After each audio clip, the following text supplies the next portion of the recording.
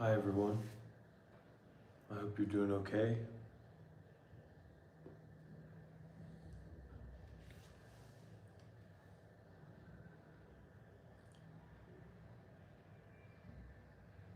There's no such thing as self.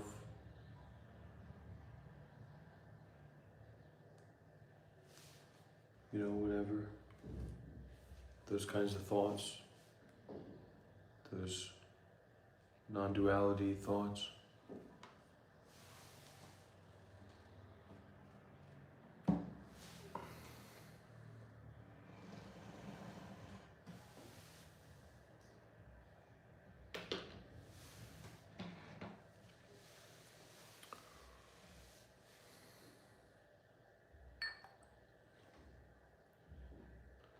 It's a magic formula.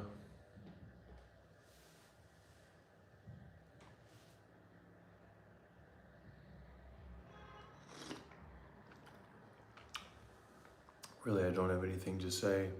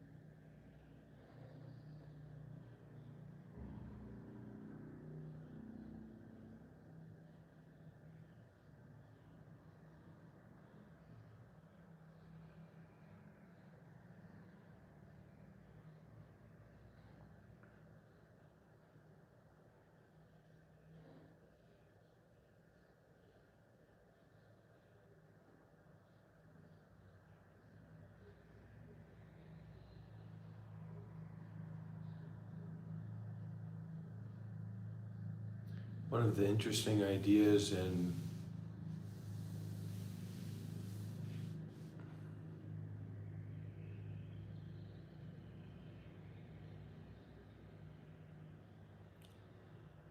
the high wisdom perspective is that there's nothing that's wrong. There's no such thing as something that's wrong. There's no good or evil. And it's a little bit of a tongue twister or a brain twister to posit that in the mind. That even the worst things in the world are not bad or wrong. That there is no such thing as right or wrong.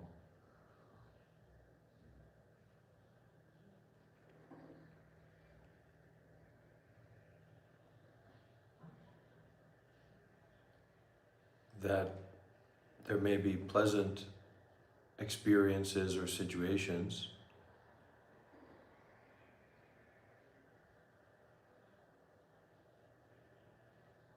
there may be unpleasant mental or physical experiences,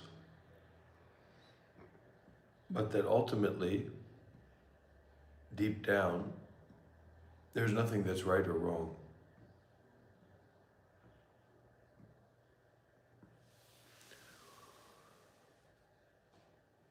Awareness,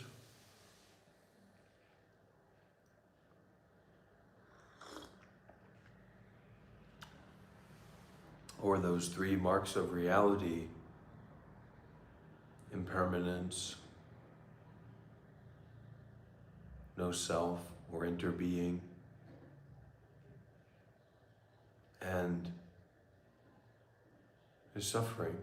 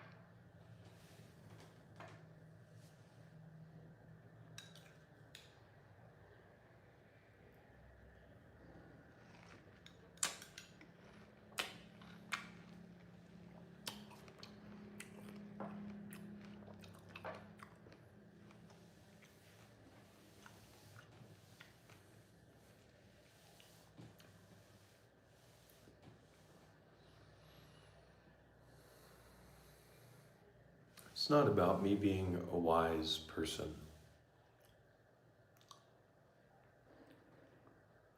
Just like eating at McDonald's isn't about McDonald's food being high quality food or even delicious. You just happen to be eating at McDonald's. I happen to be the streamer.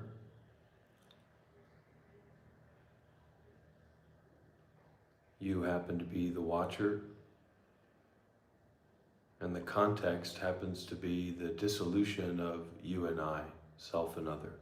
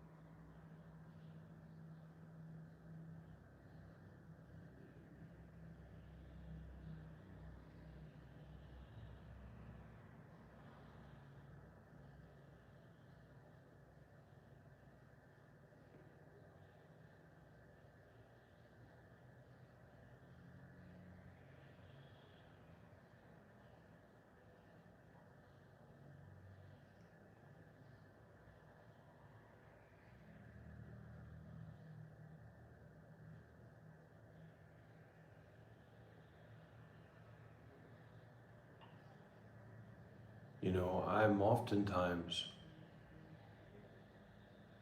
just sick and tired of spirituality, of non-duality, of thinking about enlightenment.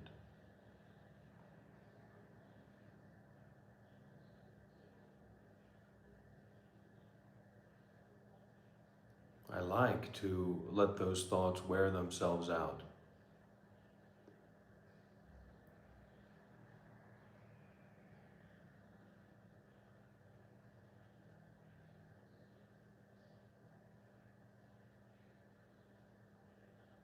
To stop pressuring myself to be better, or worrying about myself being worse.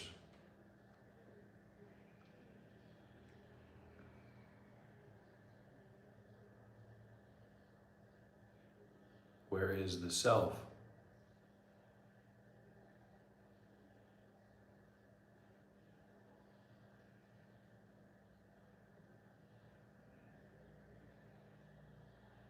In this direct experience?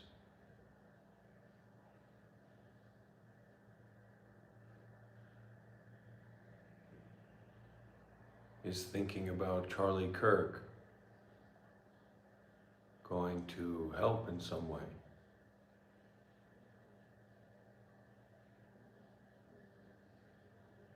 Is thinking about the past or the future going to help in some way.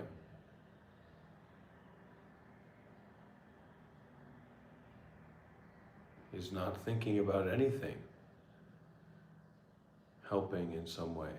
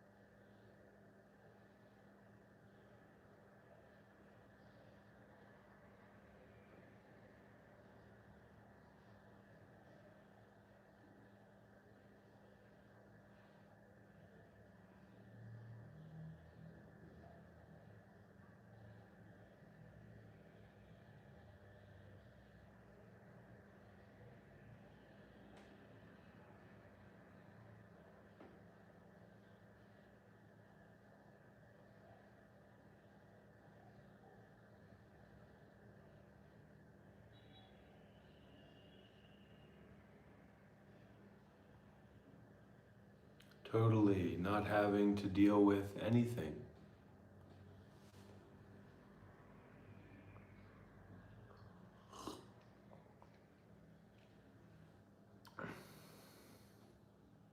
Knowing that thoughts are unreliable, regardless of what that thought is. It's impermanent. It's not yours. And it can't satisfy you. There's no thought that can satisfy you.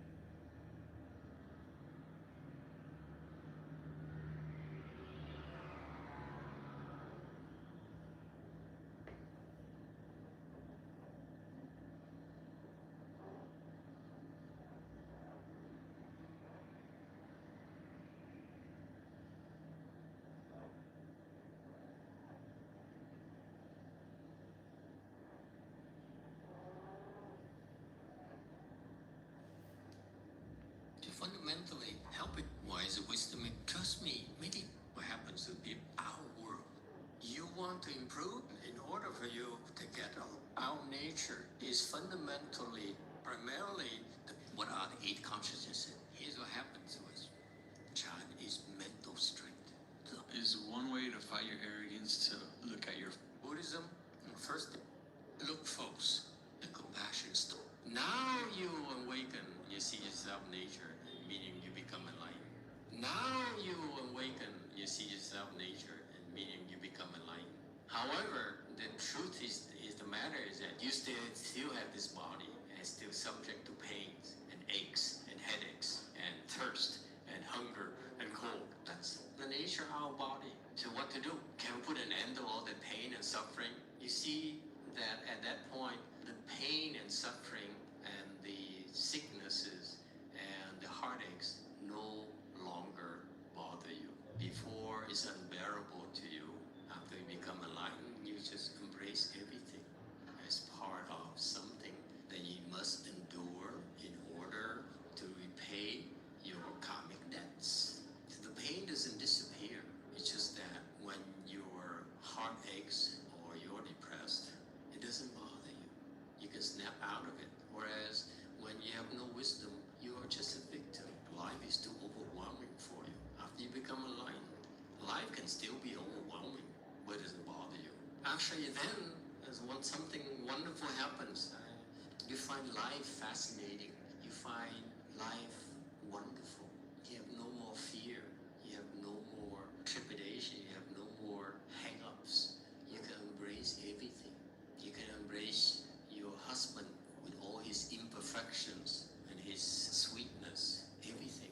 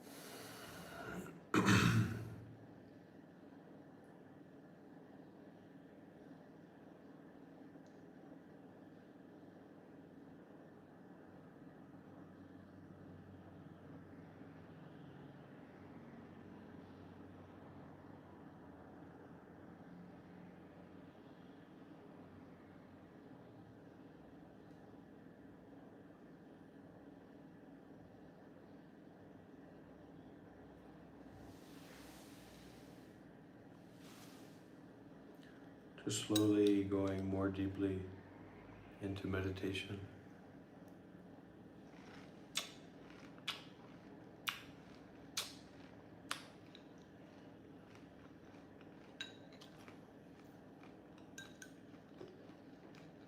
And play.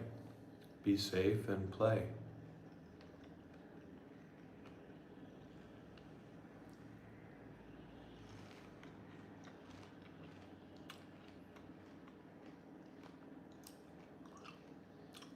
Get out there and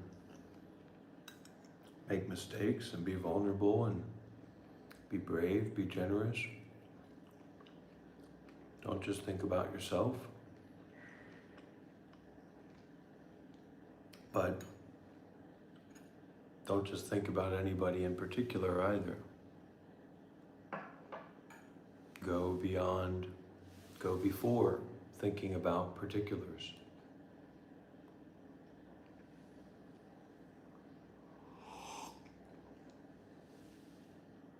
That's my judge.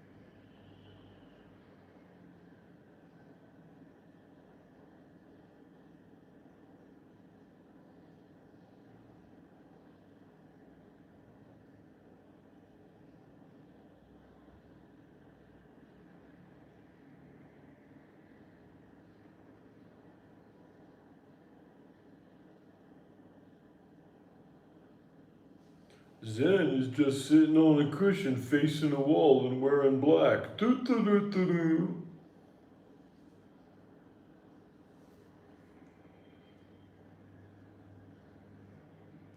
Excuse me, something I ate.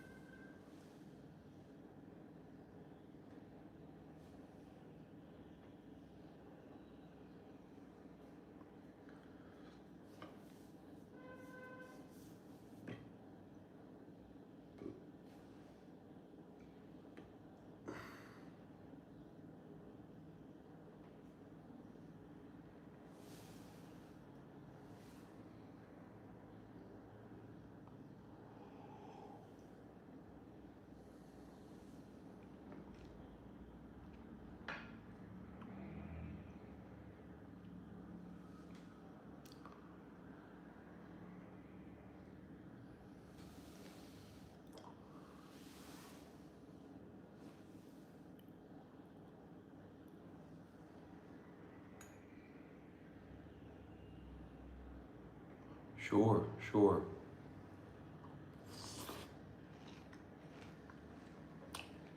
It's a good point.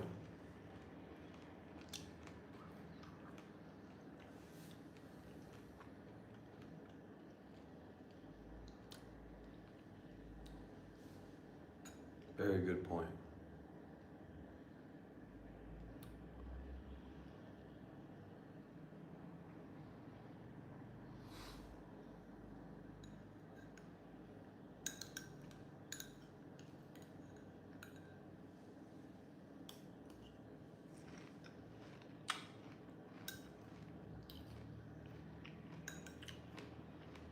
At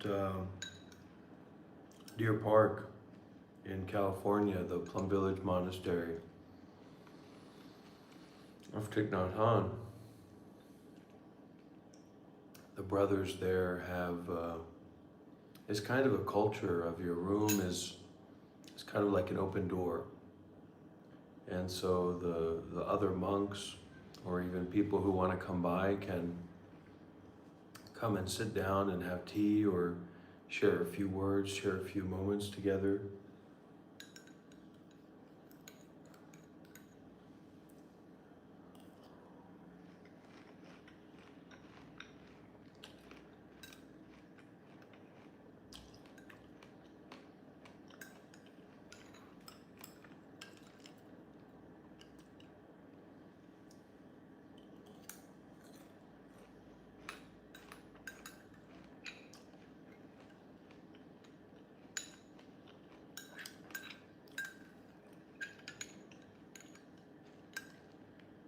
I think the best we can do is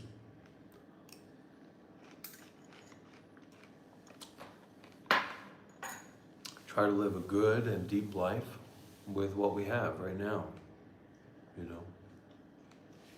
And what we want to build out of that through consent and through community.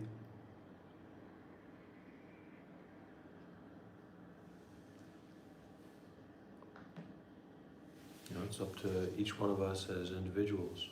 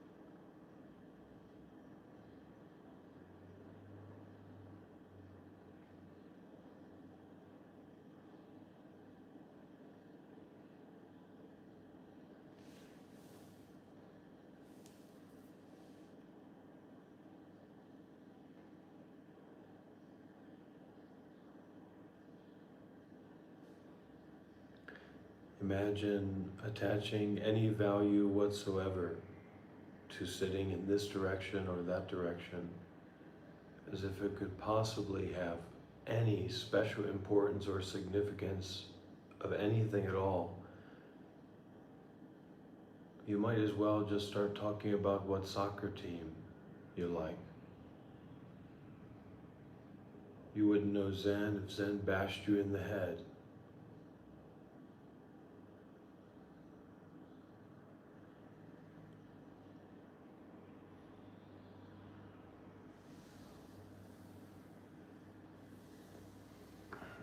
Smell you later, bone stomp.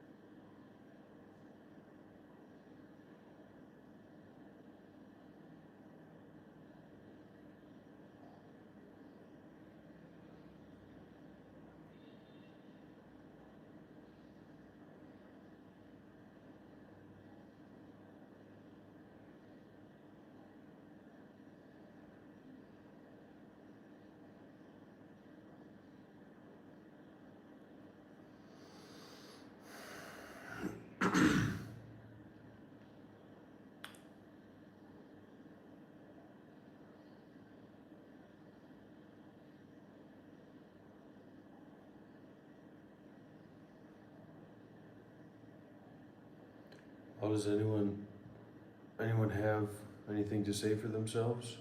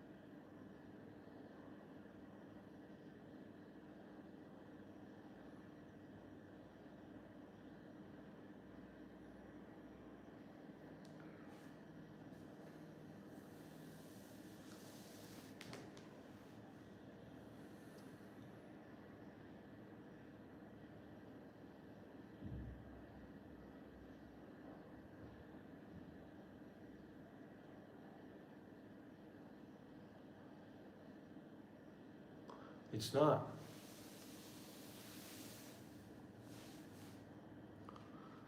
How about that, Hammy Melon? How's that? It's not. Good, good, good.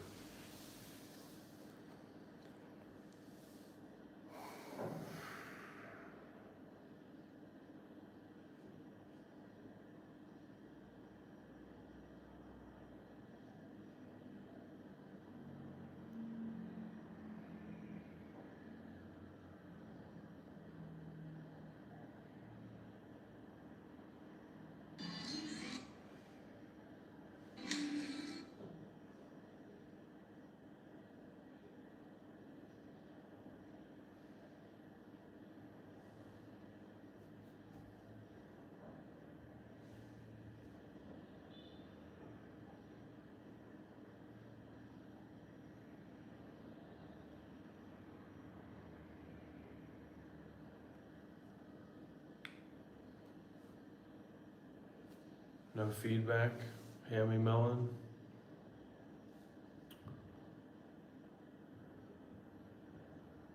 So what? Who cares if you thought that?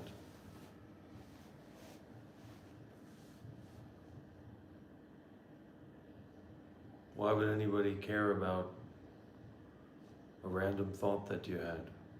That's ridiculous. It's a nonsense implication.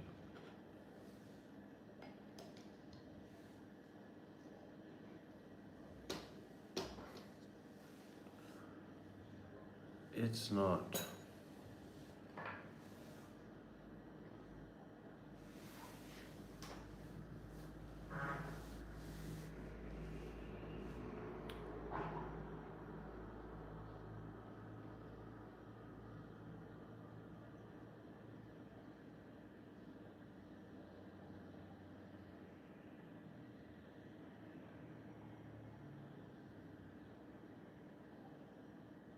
Yeah.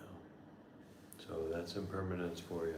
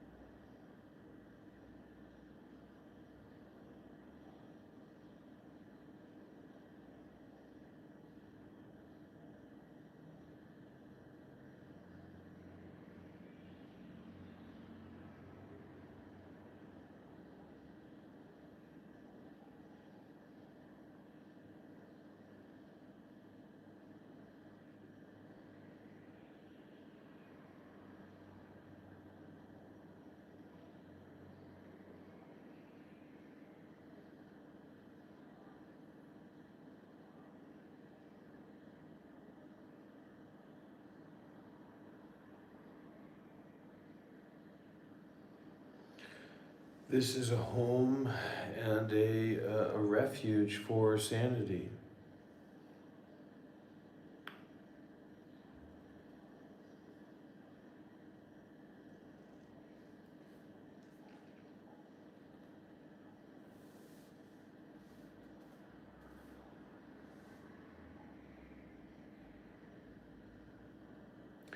I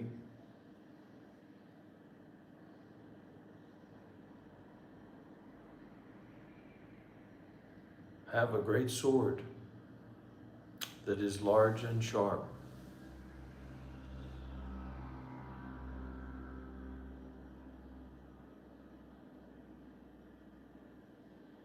And with it, I have even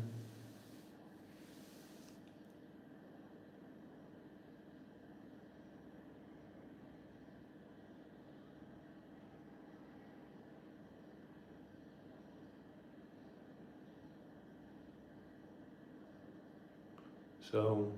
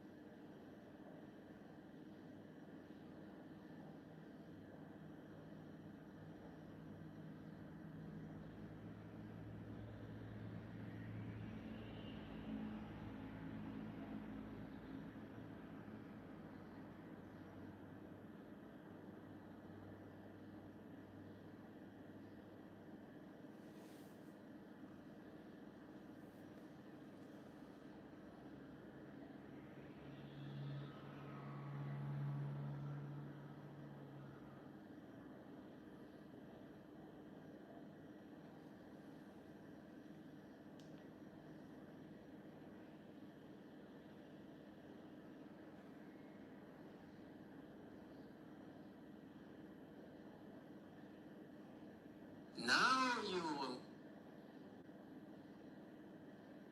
Now you will.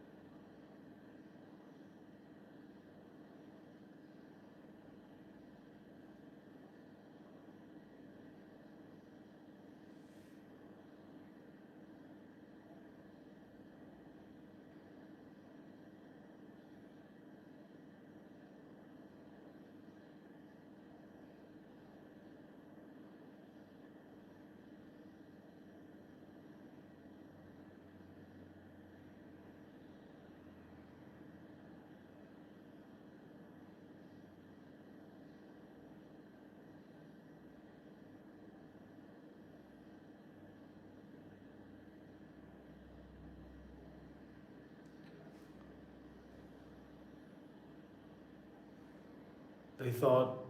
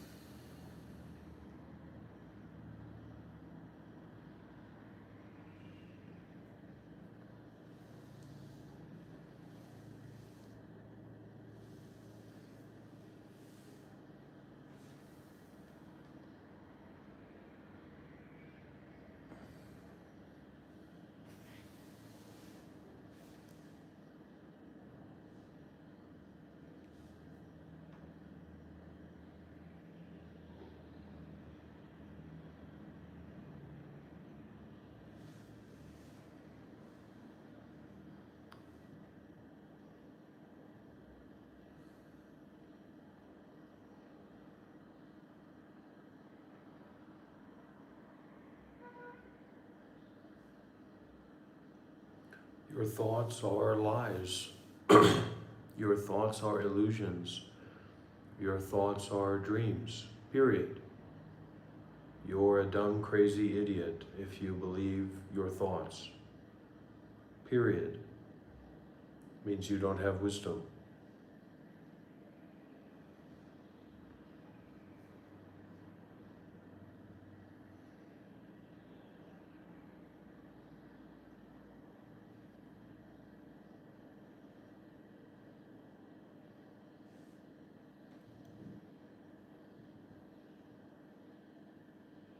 It's not a good idea or a bad idea.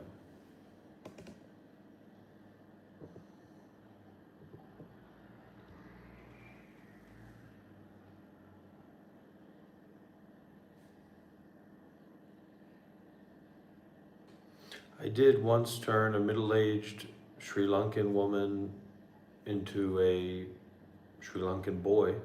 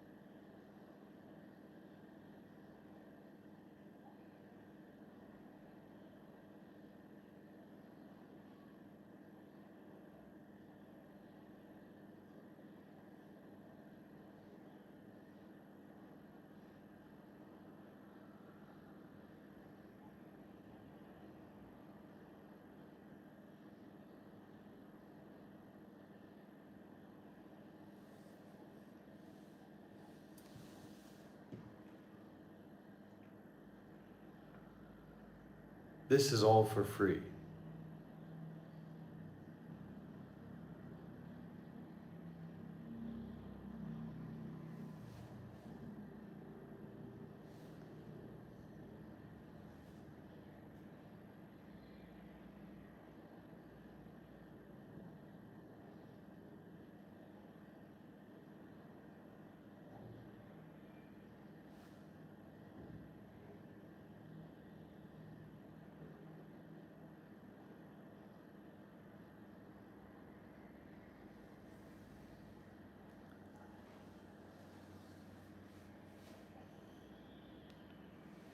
There's no cost for any of this.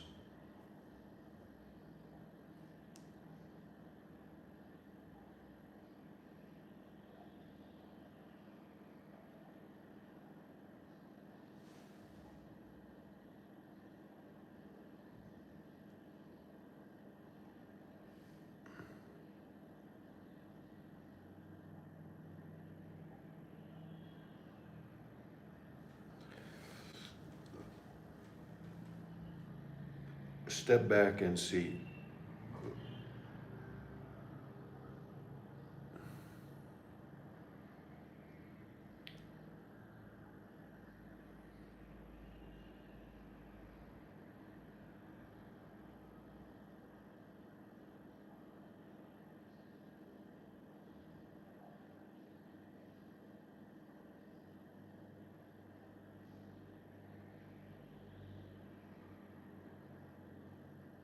You can't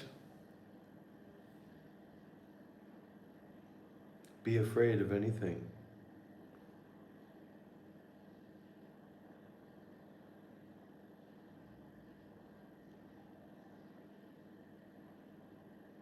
You can't see anything as good or bad.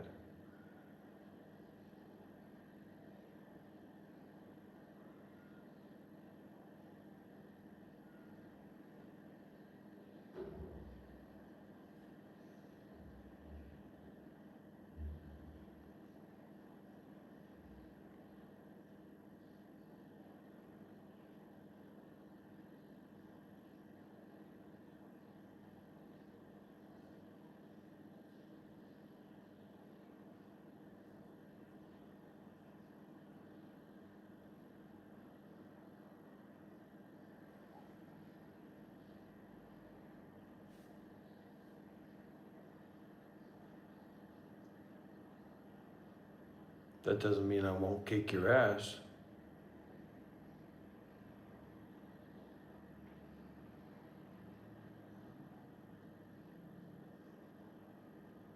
Don't piss on my toilet seat.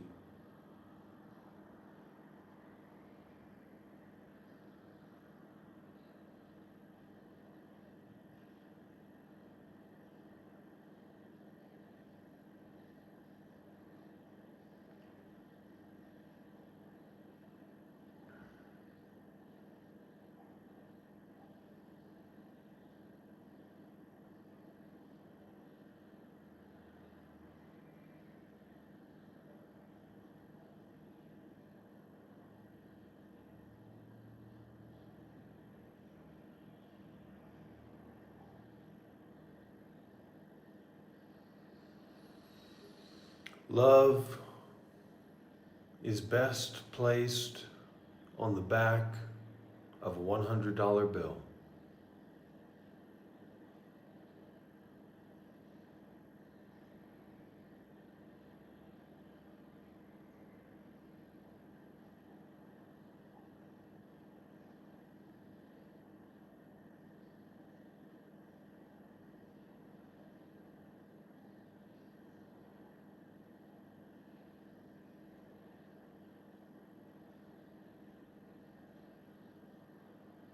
Is it not?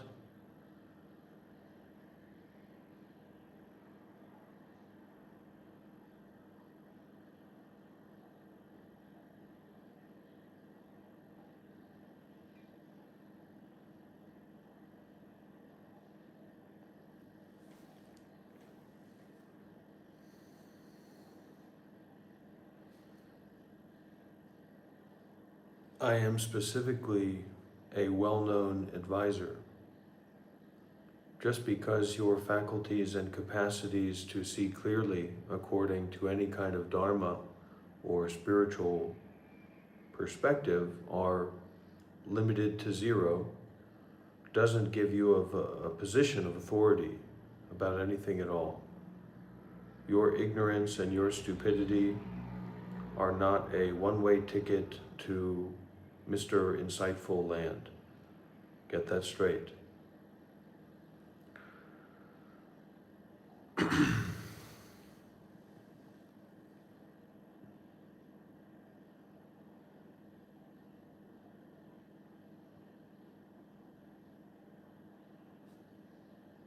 I am specifically and literally a more well-known and more well-trusted person than you are.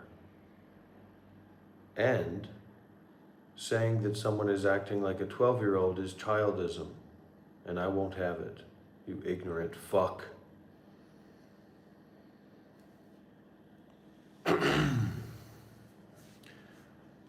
If you approach this situation of being concerned with the truth, you should be ready to get your head cut off, chopped clean off. I like if people like, right? But I don't care if people like me. I'm my own man. I'm my own being. I don't give a fuck if other people like it or not, or agree with it or not. I'm a spaceman. I'm on my journey. I'm not going to be intimidated. I'm not going to be manipulated. I'm not going to be cowtailed into anything with anybody.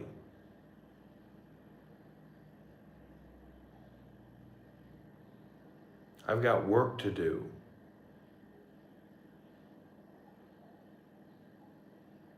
But you're not going to find me biting hooks with bait on them, thinking that that's taking me to the promised land.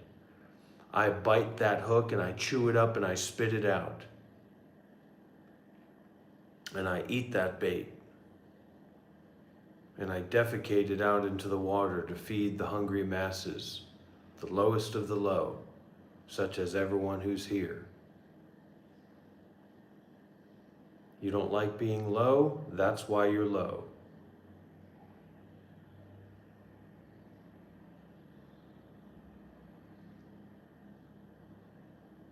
I call upon the waves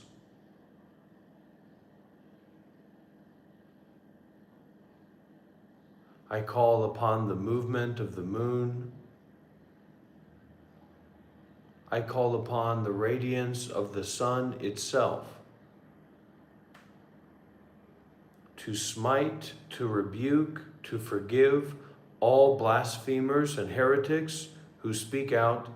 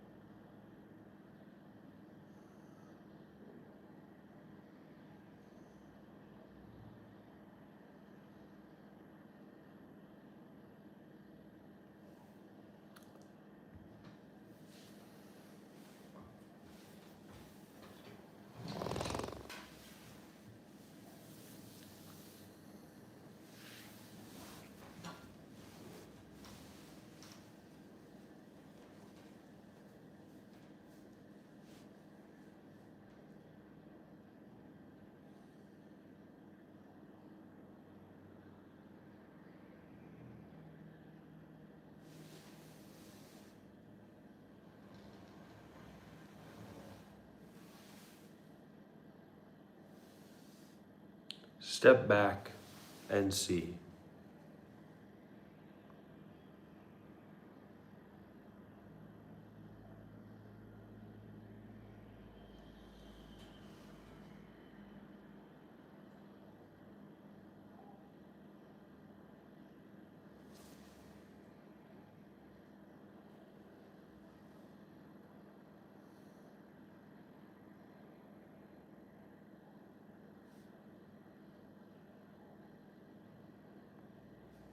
Fuck you.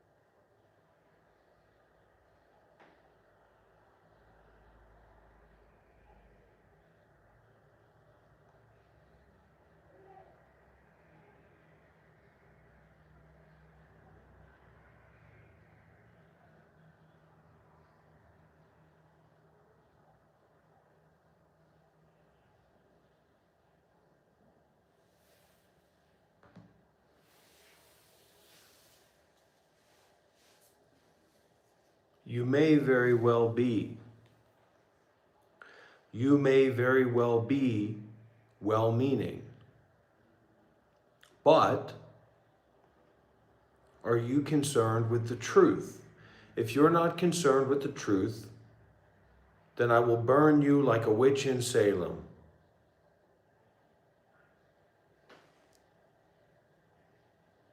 What's going on, Claudine? Still med and trying to cope survived. Maybe this is one of our schizophrenics, our well-minded schizophrenics here. It's good for you. Suffering is good for you. Suffering is a good medicine for you. You understand that, body?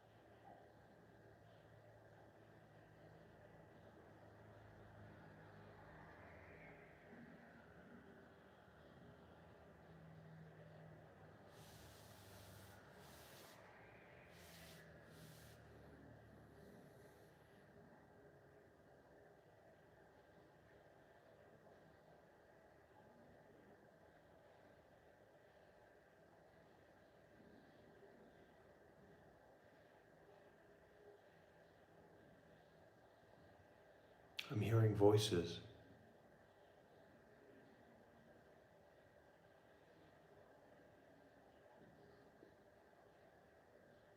Am I going into psychosis? Am I becoming a schizophrenic fugue state? I'm hearing voices.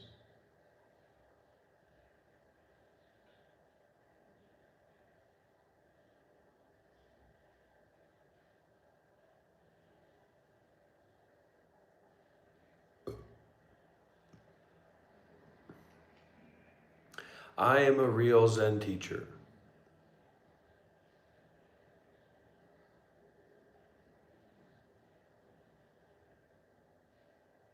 I am a real Zen teacher.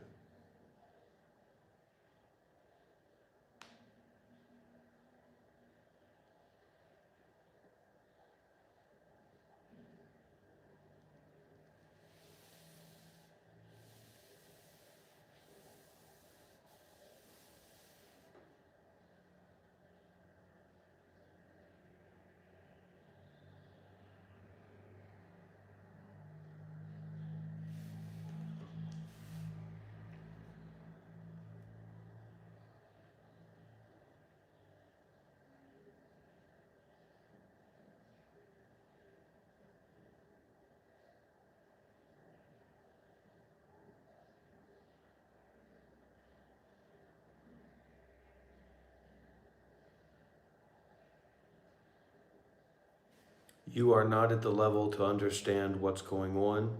You have not trained with real meditation masters. You are an armchair Buddhist who meditates a little bit. Don't you ever tell me what to do. Don't you ever tell me how to life. You are not nearly as experienced as I am, and you are treading into water that you may never get out of. Be very careful what you say to me. I am forgiving, but I am not merciful. I offer you grace, but I offer you the truth of damnation in the fires of non-thinking.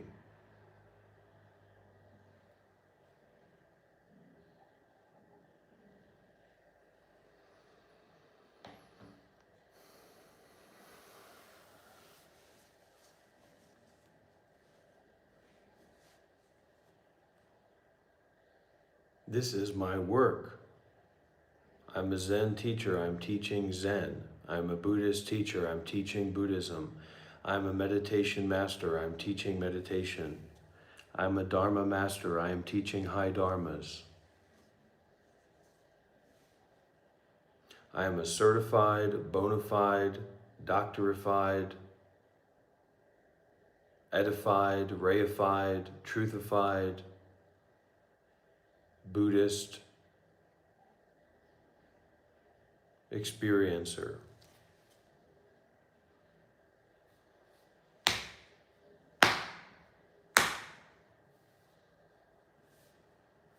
And if I'm not, then may I burn in eternity in the hellfire of the 8th realm of jhana, of dhyana.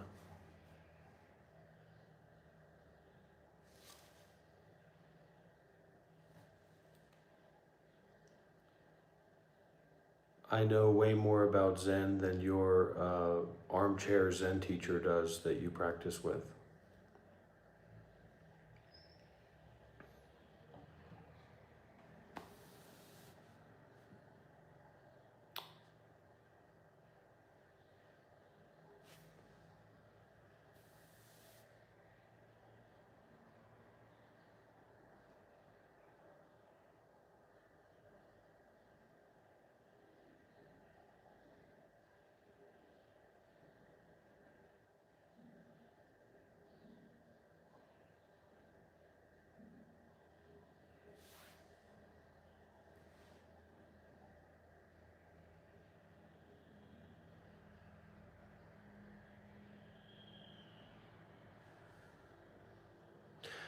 No coming, no going, no after, no before.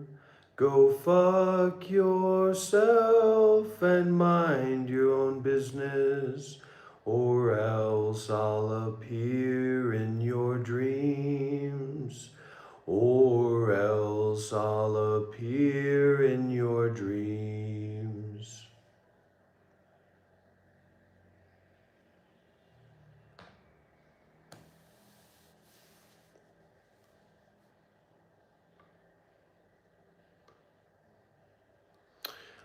Mr. Parker, no. Because you just have to be well informed in terms of wisdom informed Dhamma seeking. So when we're talking about the absorption into meditation, that's going to be a expression. It's kind of like an expression of non-seeking, of you uncoupling the seeking modality.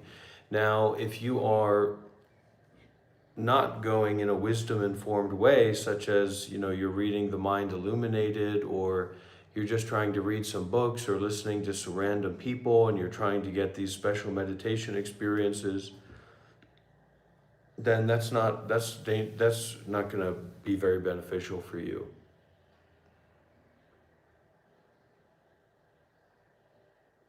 But taking pursuit of the jhanas and samadhi to be the primary focus of the path could be a hindrance. And remember, we come back not to just this word hindrance, but the 5 hindrances or the 6 hindrances or whatever it is. You have given no information, that is, you're too selfish and self-fixated and self-contrived to share any experience that would lead anyone to believe, anyone who's well informed, that you have any experience to be able to make those kind of determinations. When we present ourselves as some kind of spiritual fucking retard, it's very, very important that when someone asks us, what teachers have we trained with? What kind of meditation retreats have we been in? What kind of masters do we follow and study under? We don't just put our whole fist up our ass and then wipe it on our face and say, la, la, la, la, and talk bullshit. You're just another faker like everybody else here for the most part. You should be ashamed of yourself.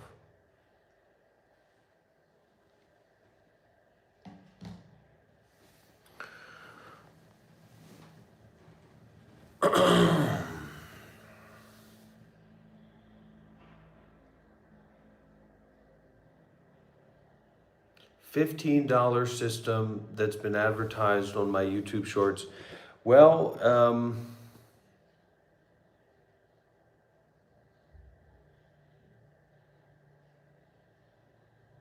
I'm sitting here and I'm looking at my own pain. At least I think it's mine. That's why it must be, well, it's suffering and pain, right?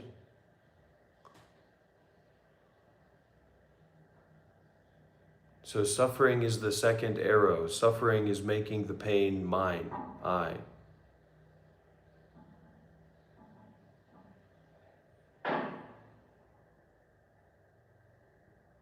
But we don't find ourselves in a spiritual context.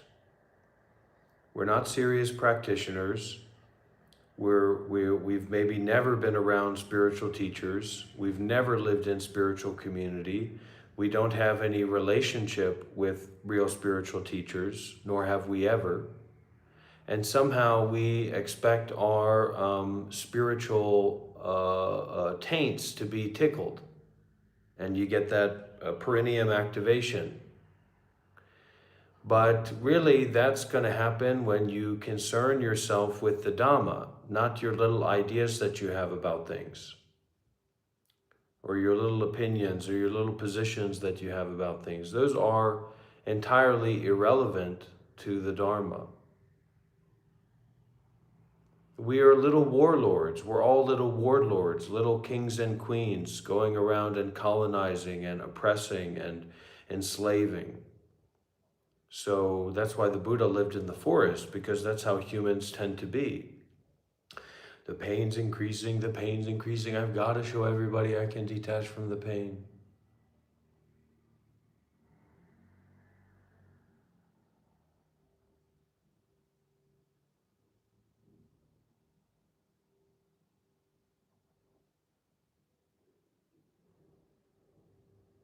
But as Ajahn Brahm would say, he'd say the Buddha taught anapanasati. The Buddha didn't teach anapanasati. So meditating with pain, is sometimes silly.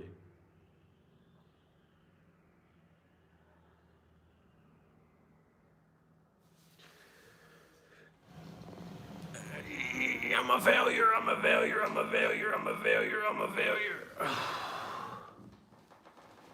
Oh my gosh, the disingenuousness of these people, come on. Why can't we get just one real golden knight in here? Give me a fight, give me something to do, for God's sakes. It's like I'm sitting at the arm wrestling table and we got all these little wimps and pansies and punks coming up. And even that is probably just one or two, schizophrenic trolls that are trying to get something going. They might as well be.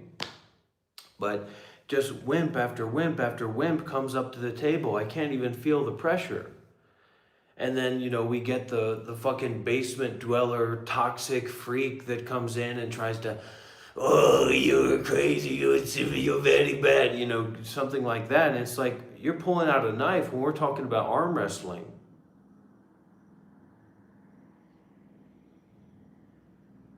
So,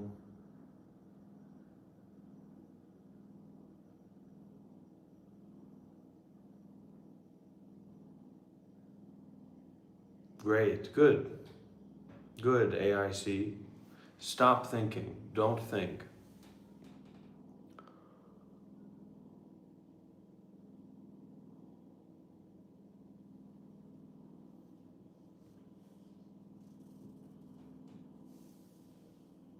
I am a powerful spiritual teacher.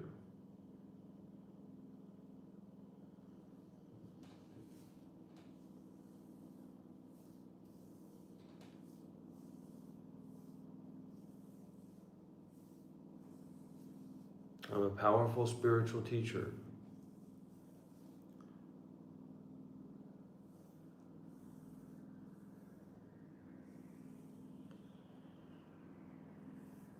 And I care if someone agrees or disagrees or has something to say to me. when they've actually trained, when they've actually got some strength, when they've actually got some backbone, some structure. The way I've seen it, the way I've experienced it, the only people who want to come and speak out are, you know, and I don't like to be mean. I'm not a mean person, but, you know, disingenuous, you know, kind of bookworms that aren't concerned with the truth, you know. But that's just the common people. I just watched, guess what movie I just watched before I came out here? Idiocracy. I just watched Idiocracy. And really, you know, modern America and modern Western people are going through a kind of stage of idiocracy and a breakdown of their technology. Because the way that it started was that these Westerners, you know, got guns. They went around and tortured and killed everybody and said, you know, we're the best, we're the best, we're the best. But it turned out that the Westerners are not the best. And so this technology of cultivating thinking, this science of not thinking, knowing how to not think so we can choose the kind of thoughts and emotions that we have, is not something that most Western people have any access to or knowledge about, especially Americans. You know, looking for narratives, looking for stories, when this is not about stories. There's a context, for God's sake.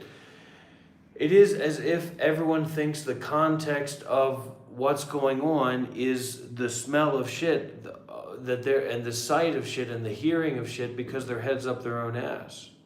When your head's up your own ass, the context of everything is your own shit. Is that understood? Is that recognized? Am I a great spiritual teacher? Am I a true spiritual teacher? May the donations roll in. May the support roll in. May my PayPal overfilleth and overfloweth with major financial contributions from this community of students, of followers.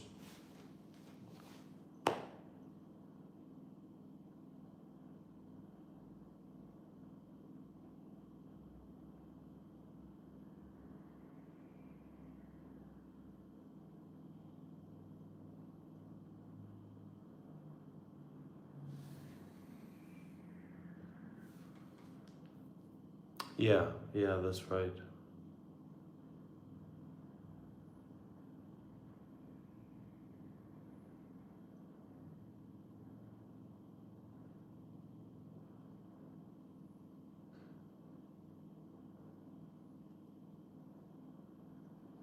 And you will misunderstand this.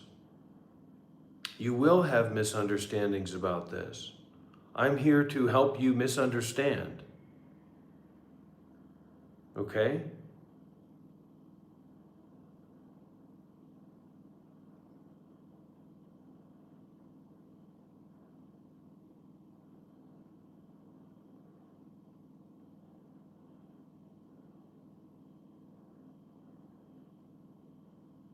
And we have to, if we're going to do this work and we're going to support each other, we have to meet the silence.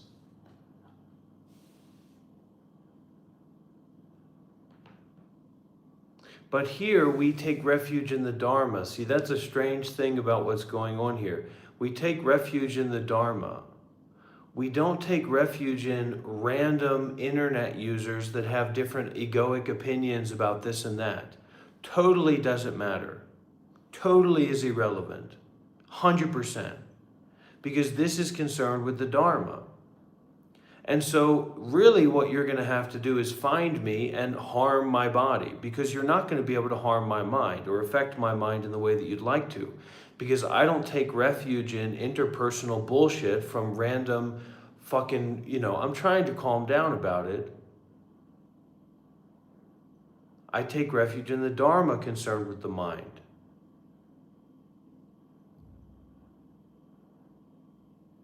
If anything, we can discuss, but if we're going to discuss, there's going to be a decorum and a degree of openness. And people say, why aren't you just reading from the scriptures like you're supposed to? I liked what you were doing, but you're always talking about. Because this is a community. This is a Sangha. And we can talk about different things. We can work on different things according to people's generosity. This clown in Australia has donated me a blue van. So, Dharma trip in Australia. Things like that. You need to speak up. You need to be the one to speak up, not, I used to follow you. Who cares about that nonsense? What do you start up a charity program if you want somebody to care about that? Your ideas that you have about things.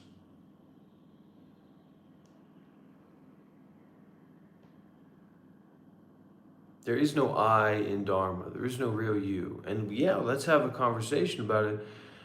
And myself and my persona and my problems. Let's talk about that, but we're going to do so through generosity, through making substantial financial donations.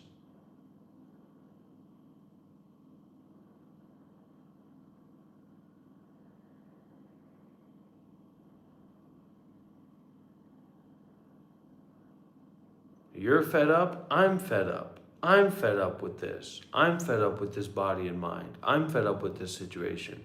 Nobody's more fed up than I am. So you don't want to be here, that's up to you.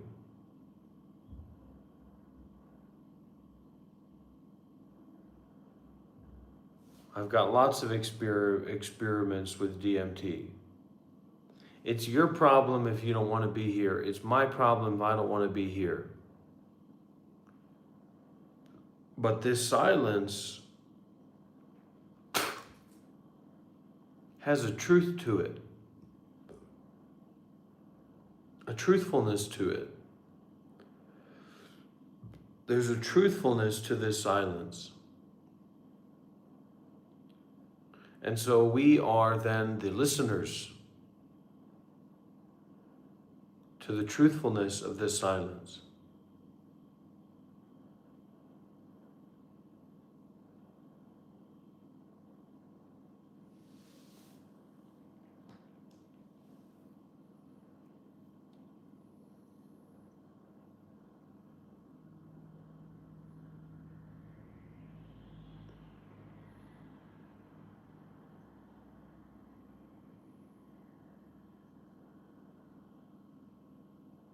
These people pretend to be serious about things that they've got nothing to do with. They have no experience with. And it just becomes another excuse for them to get into their egotistical, self-fixated, ego-based greed, anger, and non-practical, complicated thinking. Shame on them for misrepresenting the Dharma.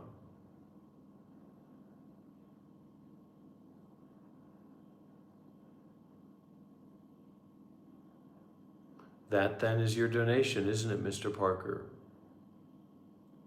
Monks are the highest rung of donors in the Buddhist ecosystem, and all they do is take. How's that? Because they follow precepts, because they practice meditation, because they practice renunciation.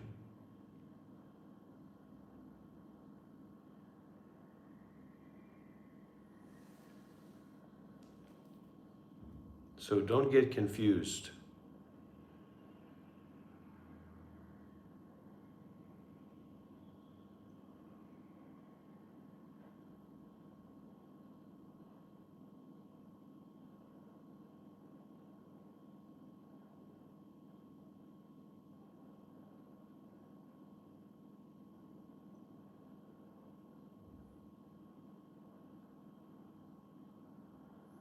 I'm the Ram Dass of this era. I'm the new Ram Dass.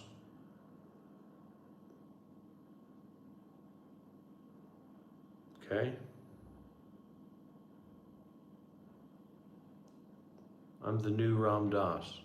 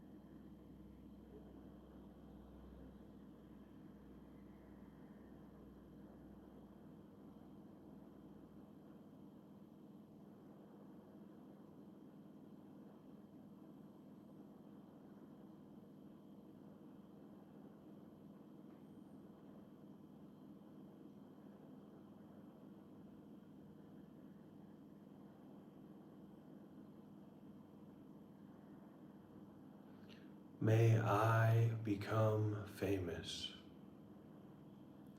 May I become wealthy. May I become wealthy and famous. May I become a wealthy and famous spiritual teacher. May I become a wealthy and famous spiritual teacher. May I become more wealthy and famous than Adyashanti. May I become more wealthy and famous than Eckhart Tolle. May I become more wealthy and famous than Alan Watts. May I become more and more wealthy. May I become more and more famous. May I become a wonderful and powerful spiritual teacher. May I become a wonderful and powerful spiritual teacher. May I become a wonderful and powerful spiritual teacher.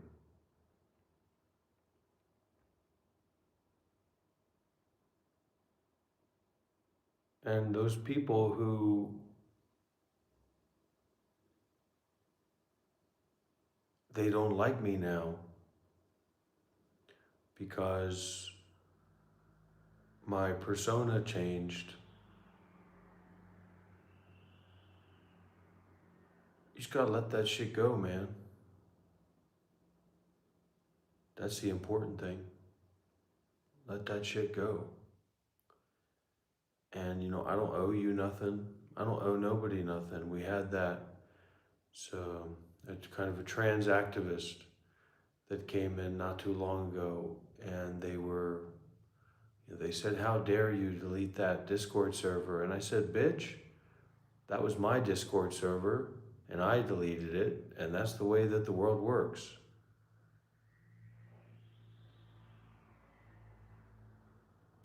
And that's life. That's how life is. And,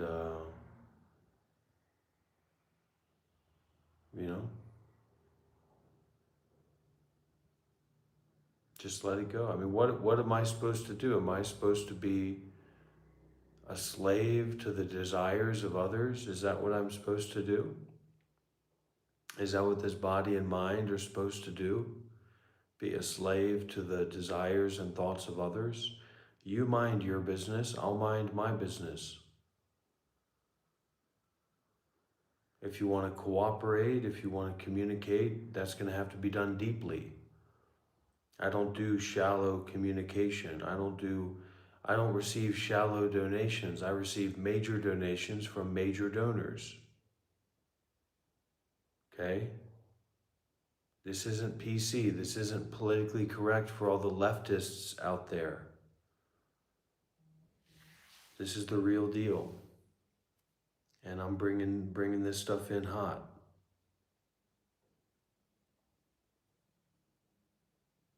We got a big donation coming in. Hey, Colin. That's really meaningful, Colin. I really appreciate that. And my friends, what we're working with here is you bide your time.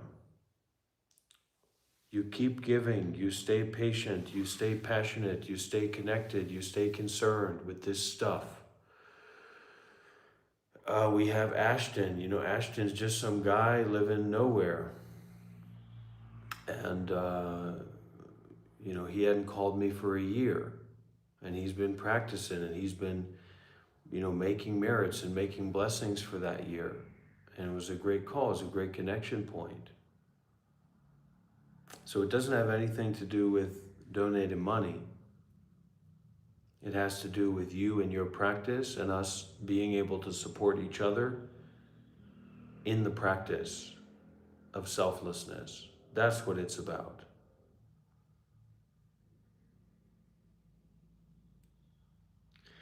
And Nick Merrill, I'm sorry, but you are not a big enough donor to hold that position here. This is the Monk Life Meditation Monastery and Institute. So you better get your money up if you want to have a strongly held opinion about what we're doing here. Okay? Or send me your practice resume. I don't even know who you are, Nick. We're not doing parasocial relationships here, everybody. We're not playing parasocial relationship games here. We're going to be in a real relationship based on the path, our generosity, our virtue. Make it a big one, baby. Make it hot. Show these people who you are. We're building a real relationships through generosity, through virtue, through mindfulness, through cultivation, through detachment. And if you're not up to snuff, don't expect me to be, wiggling my finger around in your face.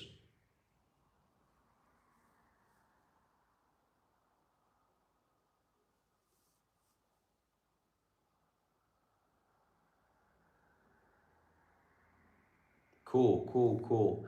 Look, I'm all, nobody wants to be a better spiritual teacher than me. Nobody wants to give more high quality guided meditations and meditate more than me. I want to meditate more than anybody here. I want to be the coolest, most deepest meditating, most enlightened motherfucker on the planet. I want the #1 headband. But ultimately, this is all we've got. It's just like the millionaire who died the next day and all his money turned to hay. And the horses said, hip, hip, hooray.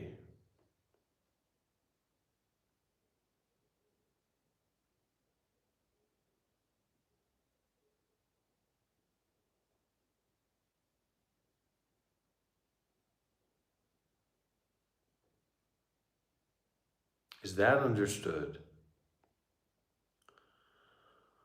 Shit's fucked. I hear Midi Duck say that and I say, geez, I gotta take care of Midi Duck. I gotta make sure that this Midi Duck is getting good and taken care of. But shit's, life's a bitch, as they say. There's nothing wrong with a bitch. I had a bitch named Lucy. Beagle.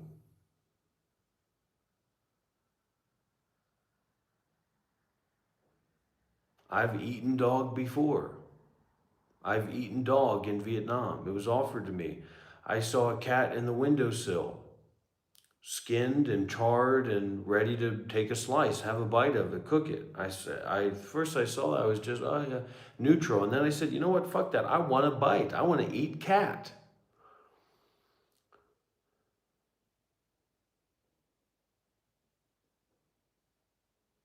Okay? That's right, Abhijit. Now let's do some of these. We're going to play the Jambala mantra for Abhijit because I need this guy to hit it big. I don't know how any of that stuff works, but the yellow Jambala mantra should help out. But see, I think that this one should help out even more.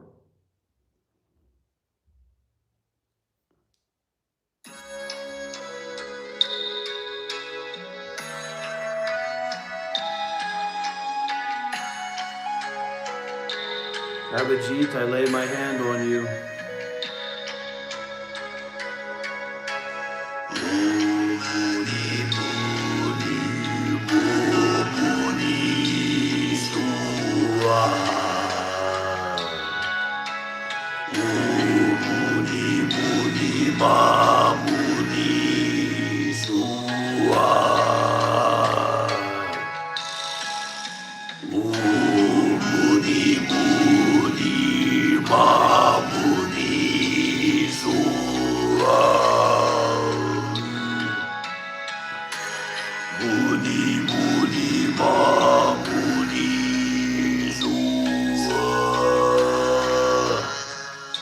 Okay, that's how we roll over here.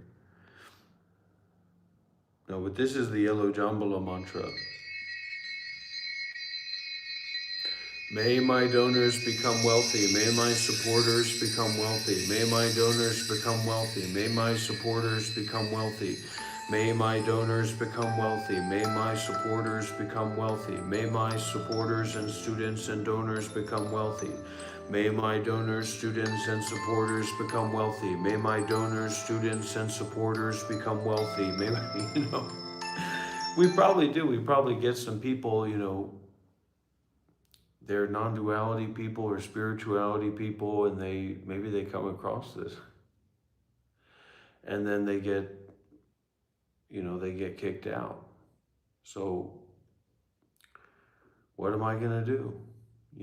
Go and knock on people's doors and knock on people's houses and beg for them to give me a chance to be a spiritual teacher?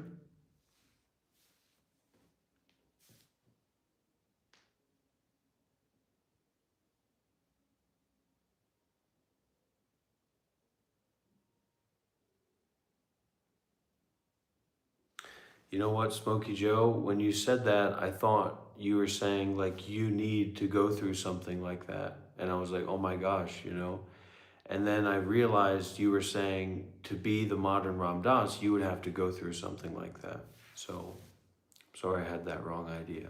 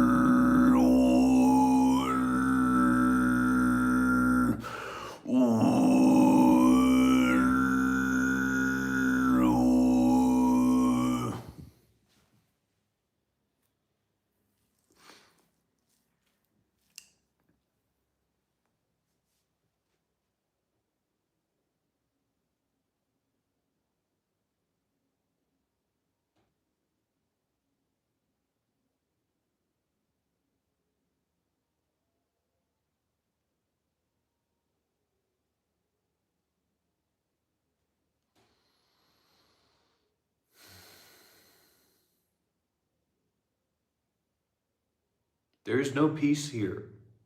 There is only endless, endless suffering and misery.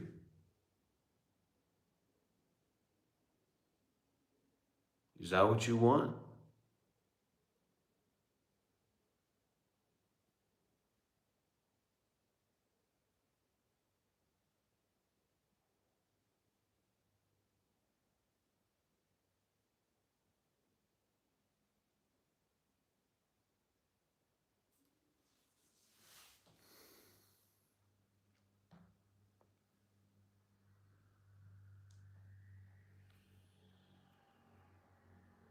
I used to think the Knights Templar were pretty cool.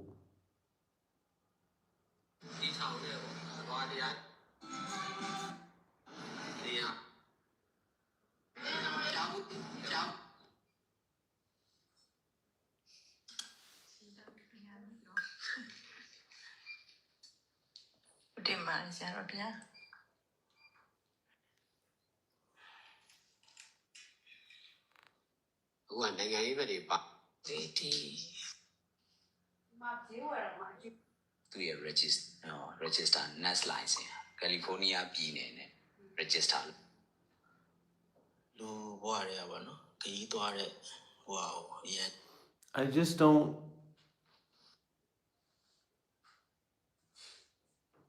ပြန်ဖန်ပြီးတော့မိသွားရပါတော့10ခုမှာဒါ4ခုလောက်ပြည်ချင်းပြည်မယ်6ခုလောက်ကတော့မပြည်ဘူး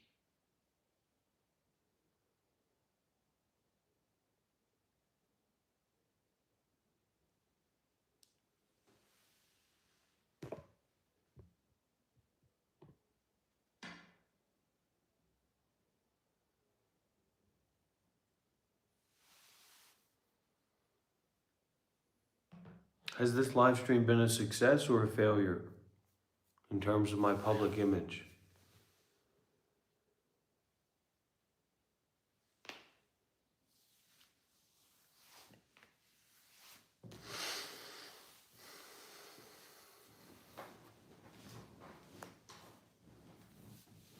Anybody in the Toronto area hiring?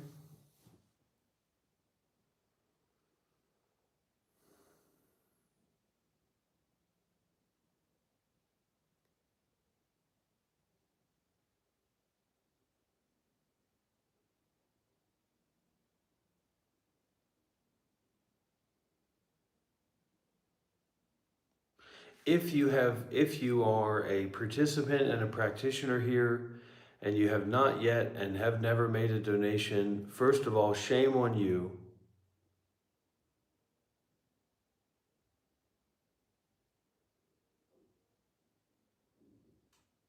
And second of all, I will give a space of forgiveness for those people who have been listening and joining in but have not been donating during the next 10 minutes, where you can make a donation and you will receive my forgiveness for your betrayal of taking without giving and not supporting this institution and this work.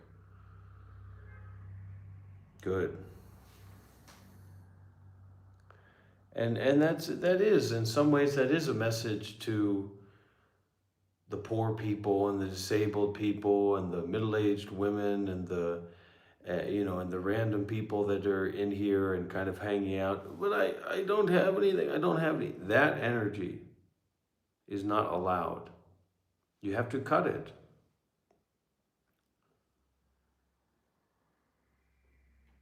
You have to decouple from that into awareness. But I've got to do my work to target the wealthy donors and to shame them and hopefully to exploit them before they move along to another spiritual teacher. All right? Is that clear? Is that understood? We've got to make ends meet one way or another.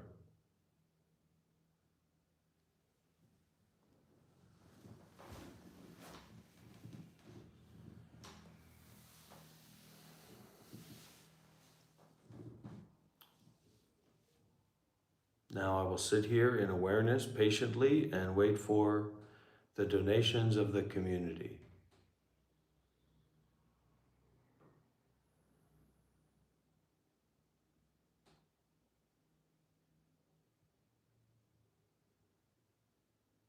As a monk, you only get this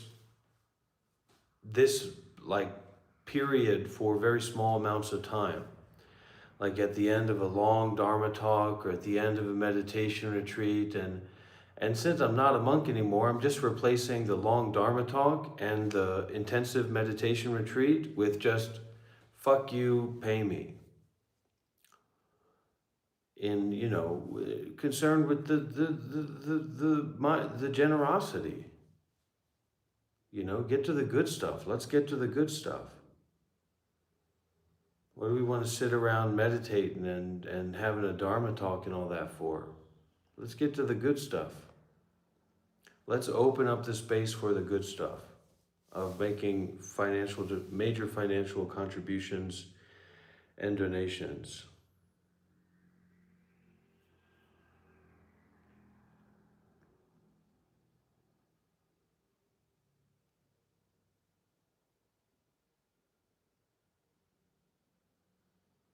And if the donations don't come, there will be consequences. Is that understood?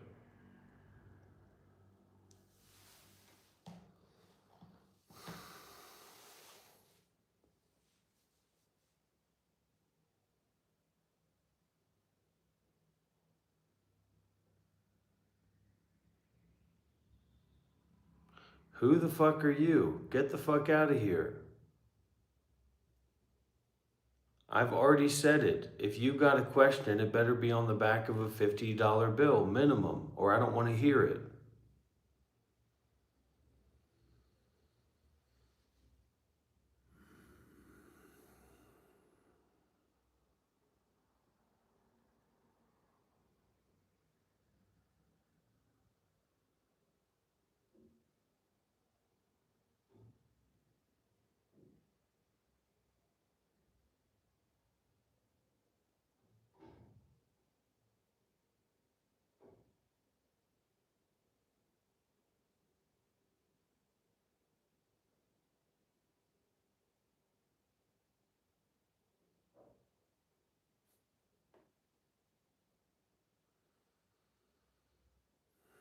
I'm going to count down from 10 with my eyes closed.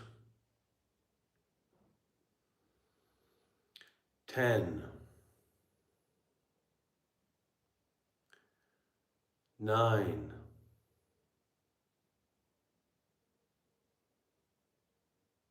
8, 7, 6, 5, 4, 3, 2, 1.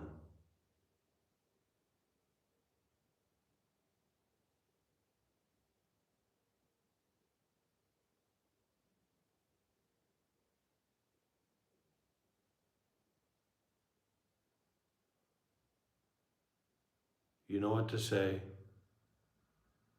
May this bring a of. May this bring a of. May this bring a of.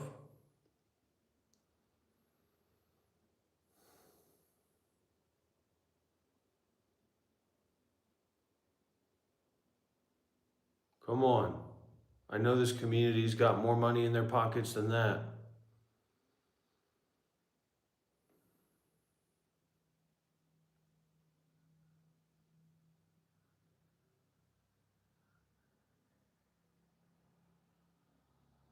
I'm going to count down again.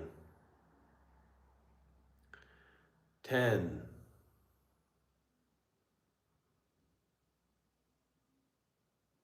9,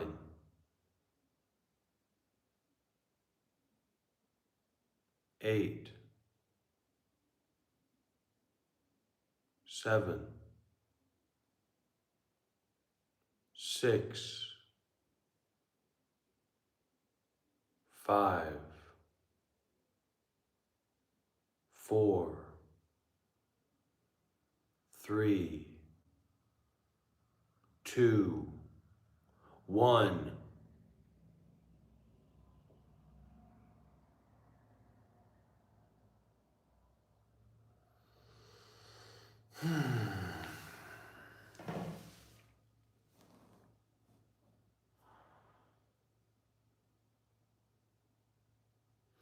I'm going to step away for a little bit. If when I come back, we don't have major and substantial flow of donations coming in, then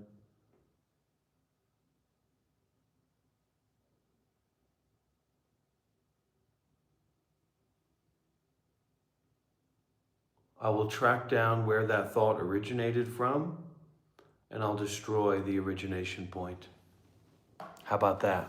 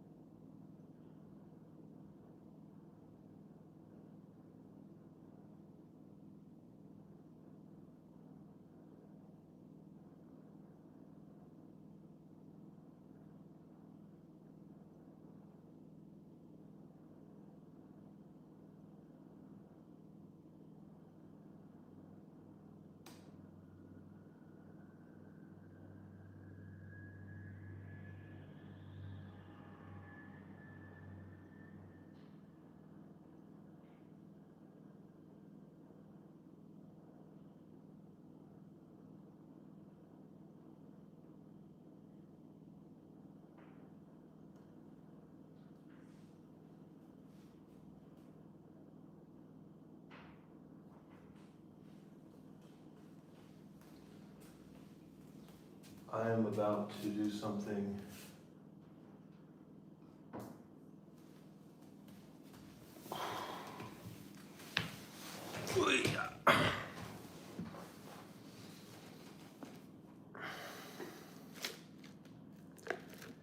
$50 for Mahakala initiation.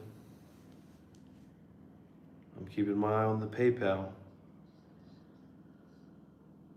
What's that sound? Oh.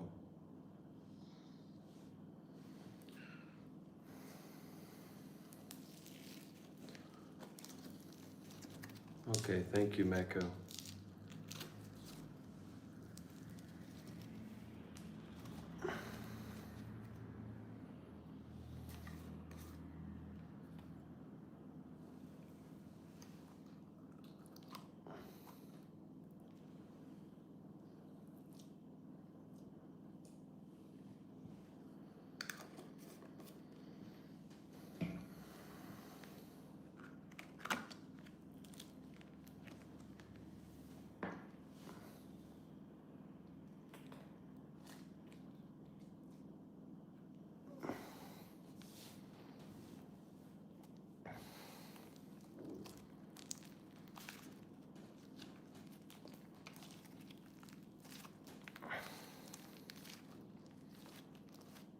Hello.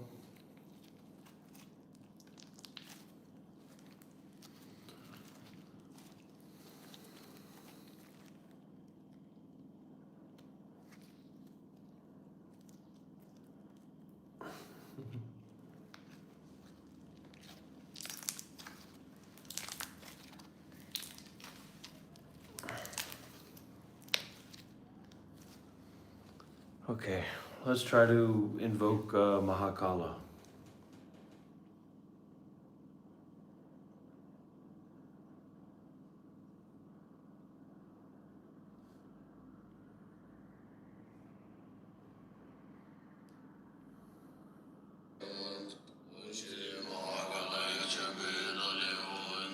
Om Shri Mahakalaya Jagaya Dale Om Za. Om Shri Mahakalaya Jabe Dale Om Za. Om Shri Mahakalaya Jabe Dale Om Za.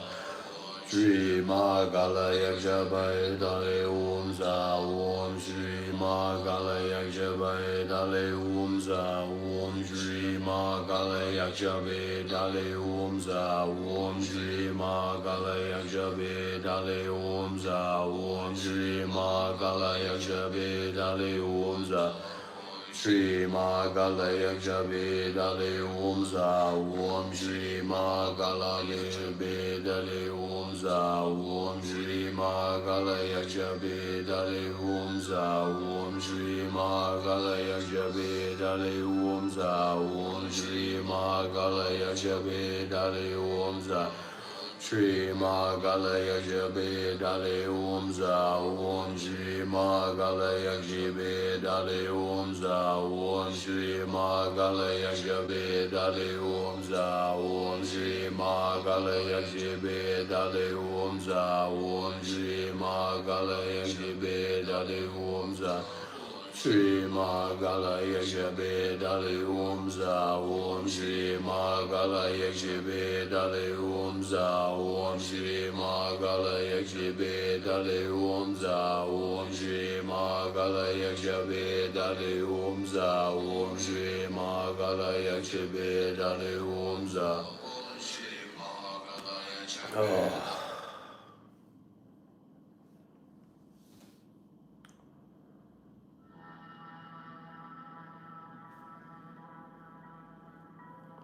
Vipassana tips. Well, what are you trying to do, Nobody Eddie? Certainly not trying to donate, are you?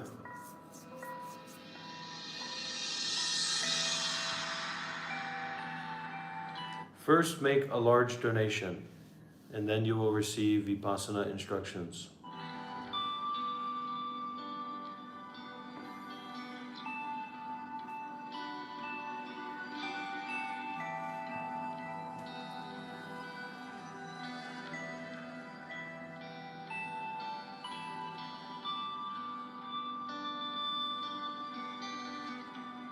How did all my... I lost a lot of viewers when I invoked Mahakala.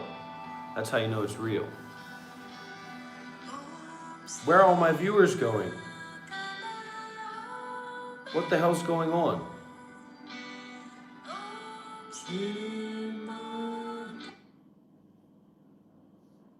We just had 30 viewers. Now we're down to 13. Yeah, it did work, didn't it? What a shame.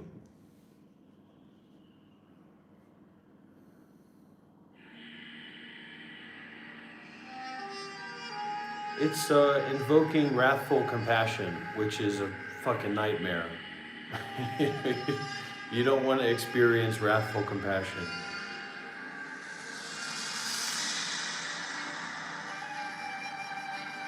It's a good job. That's a good job, Betty. Now hold on here.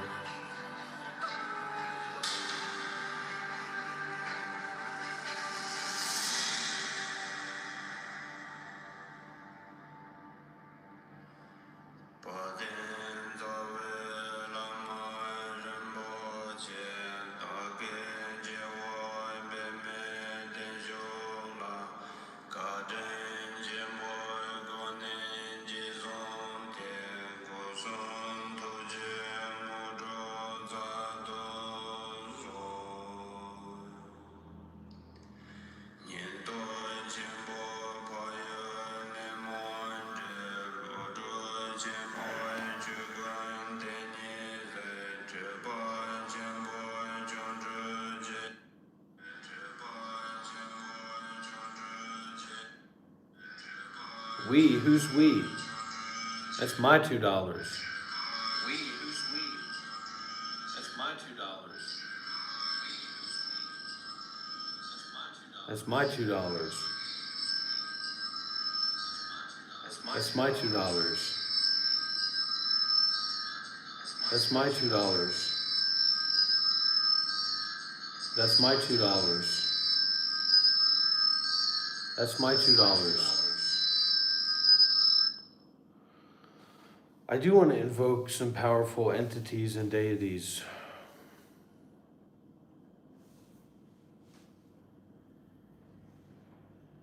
Oh, it's a YouTube. Well, it's, you know, you're young and Chanath, it's a good thing to do. There's nothing wrong with that. You know, we get this big idea about we want to get success in our meditation, or we're at this point where it's like, I really need to be successful in my life. Well, what happens when you know, relax a little bit about that, and then you go for a walk outside because you're trying to help with your mental health, and then a tree branch falls on your head, and now you're fully physically disabled for the rest of your life. So,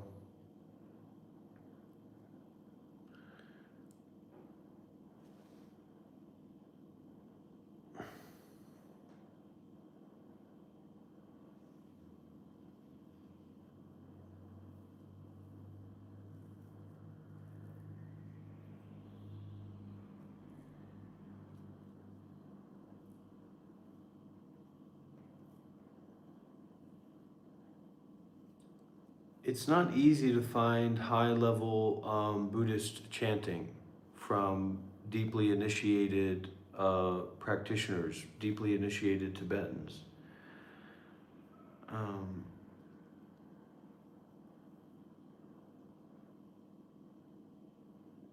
about this one?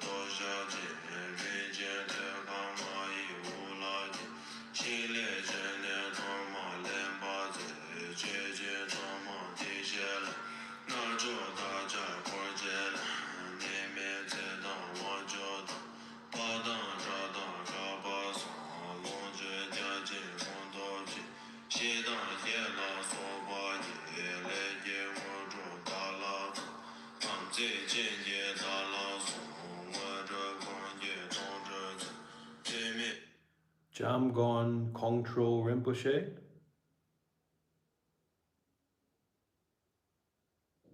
He says he died in 1899, so that's not him chanting. The Torch of Certainty by Jamgon Kongtrul. The hell is this?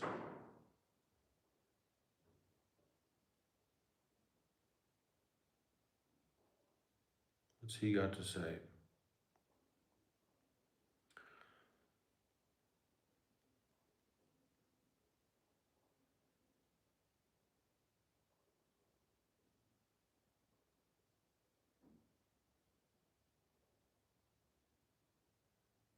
This is through Chogyam Trungpa.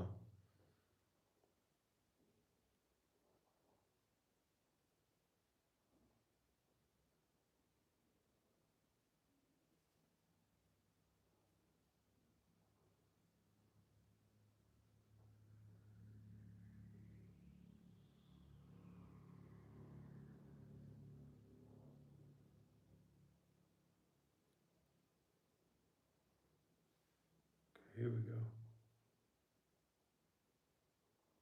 The Yidam. What is the Yidam? The Yidam is the root of all cities. So what is the Yidam?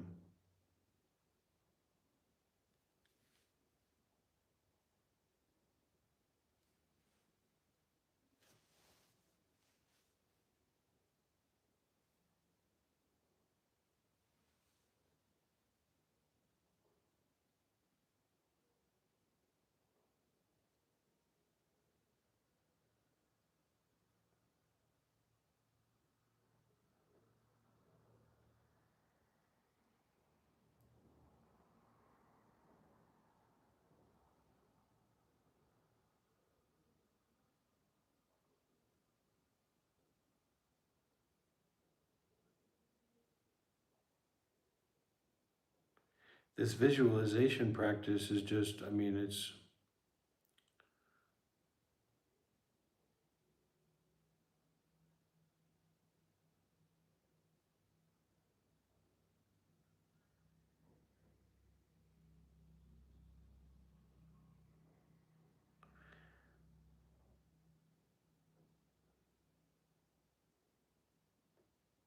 and it's all secondary to Dzogchen anyway. So why give so much credence to it?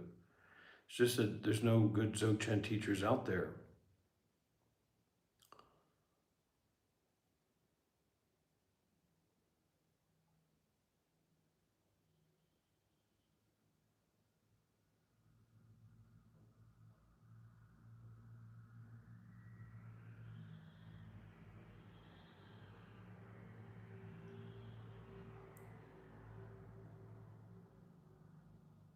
And so they kind of cover it up. They cover it up with the ritual and the tradition and the big temple and the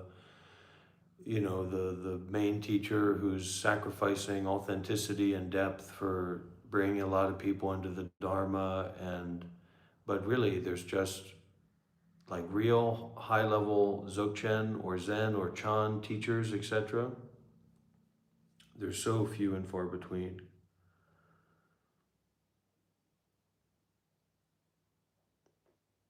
So that's one of the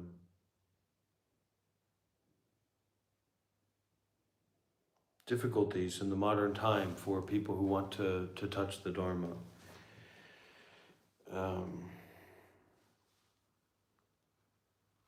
Goddamn bodhisattvas making it tough for the rest of us.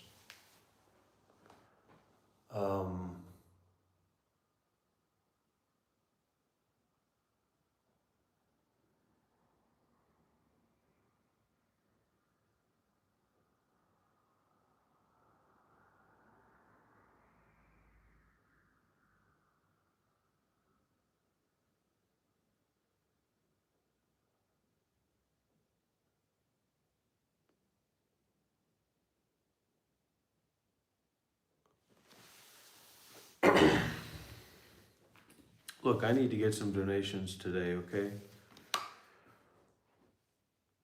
Some major donations. some unexpected donations, some surprising donations.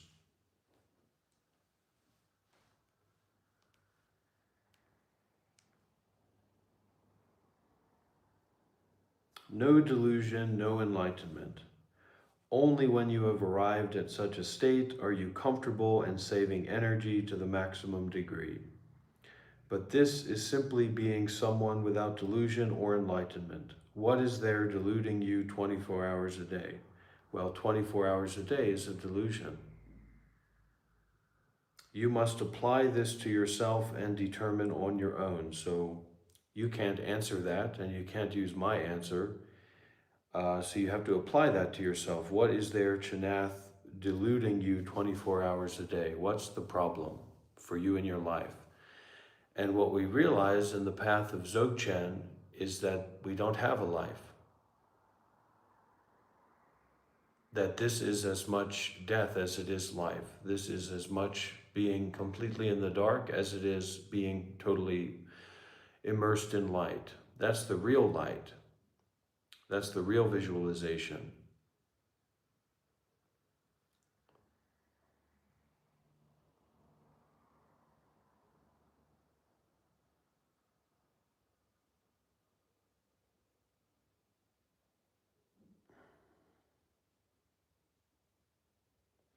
All realms of existence are there because of the deluded mind. Right now, how could they not be there? Because the dragon was fucking in the sky, a cloud, and he had a baby called Buddha. All right? That's why. Once you realize they are not there, once you realize all these realms of existence are not there, they cannot delude your feelings and certainly cannot do anything to you. It is necessary to attain the reality where there is no delusion and no enlightenment before you can become free and unfettered. So would you like to become free and unfettered? Then make a substantial and a sizable donation. Generosity and detachment are the same.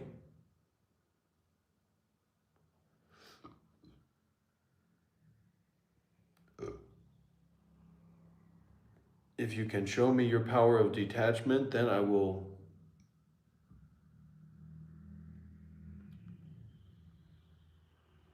release the veil of time from my own eyes to help you see.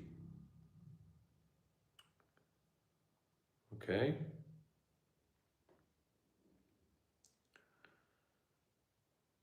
People on the journey call this the reality under the vest. If this reality is not fully realized, it is a disaster. The patriarch Ashvaghosha explained 3 subtle and 6 coarse aspects of mentation. Stir and there is suffering. How to not stir. Uttering a few sayings does not amount to talking of mysteries and marvels or explaining meanings and principles. Sitting meditation and concentration do not amount to inner freedom. So do not contrive seated meditation. It just doesn't work. Meditation doesn't work for Nibbana. One of my root gurus, one of my root yidams, he's got nothing to do with teaching meditation. And he's a Dhamma Vipassana master. He wants to get to work. And he's forced to teach meditation because of how stupid people are.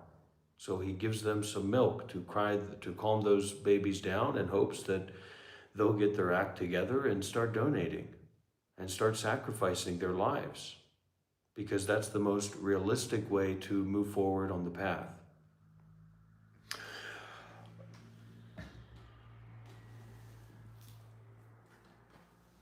There is a very age-old agreement. It's just like Bon and Dzogchen or Pure Land and Zen, or Chan. Pure Land, Zen is such a broken word.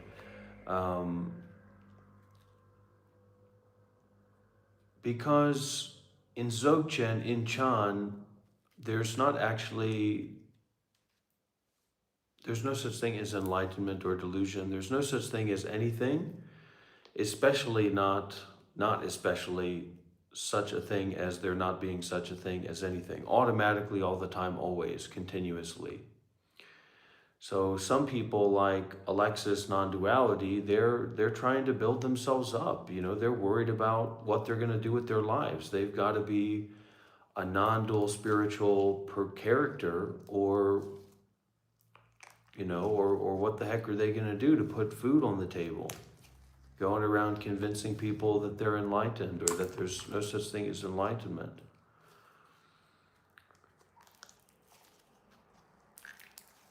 But for the Chan masters or for the Dzogchen masters,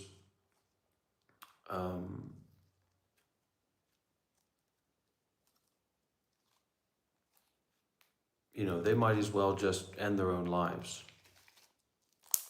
That's their position. Might as well. It's not different from continuing to live. It's not to speak about their compassion and wisdom, that's very profound and great. But when it comes to the Pure Land, we are building up faith in that which is not related to ourselves. And that's very important.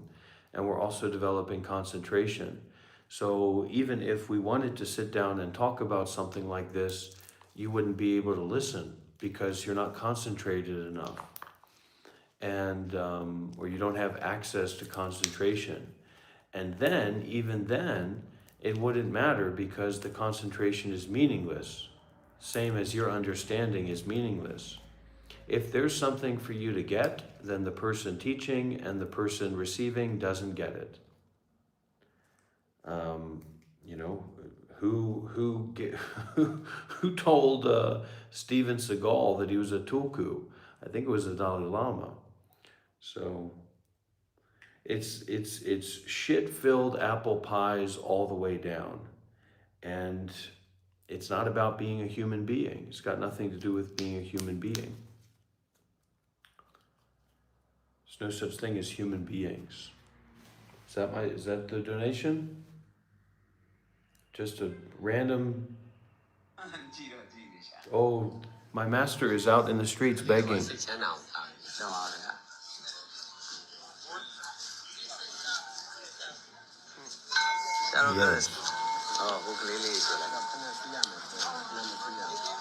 And my master, he's a crazy monster, I'll tell you what. Last person you ever want to deal with in your life. Hello. Because he doesn't believe in standards, currently.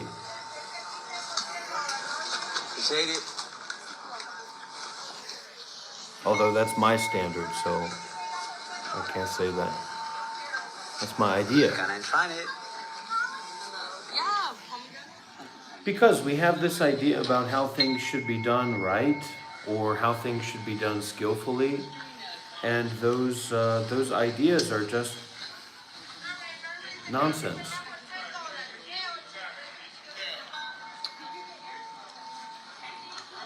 May my begging bring a wave of donations. No, don't, Mako, don't be ridiculous. My master doesn't exist. That's just a thought in your mind.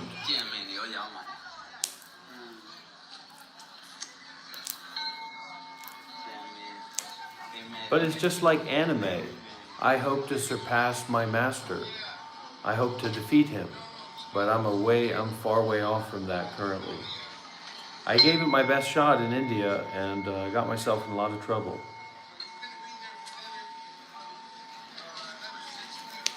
You know, and just the swaths of people in the farmer's market, just deluded demons, animals, hungry ghosts, human beings. Human beings are the worst of all. I mean, we say, what a precious life, how gifted we are to be humans, but humans are the worst thing to happen to the universe that we've ever known. True or not true?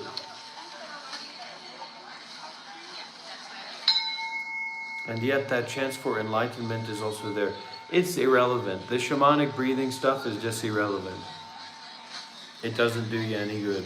If anything, it makes problems because it gives you an experience that you think has significance. It's the Wim Hof guy, who's the king of shamanic breathing. His claim to fame is that he was waiting to meet his abandoned son at a park one day, and he went and got into the fountain and put his asshole on the fountain spritzer and fucking ripped a hole through his colon and destroyed his body. So these are not the kind of people that you want to listen to. But you cannot use that metric for anyone,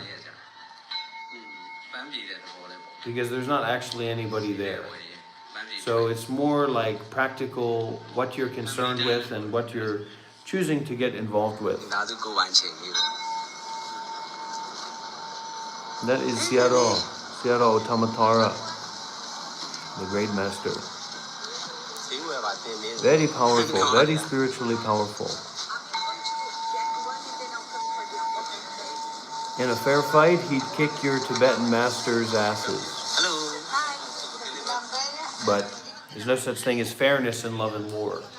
And yet we strive to be really fair. You know what I mean? So it's full of contradictions. It's full of oxymorons. And the Sangha is full of morons. And meditation centers are full of morons. And you are a moron, and I am a moron. That is the nature of grasping.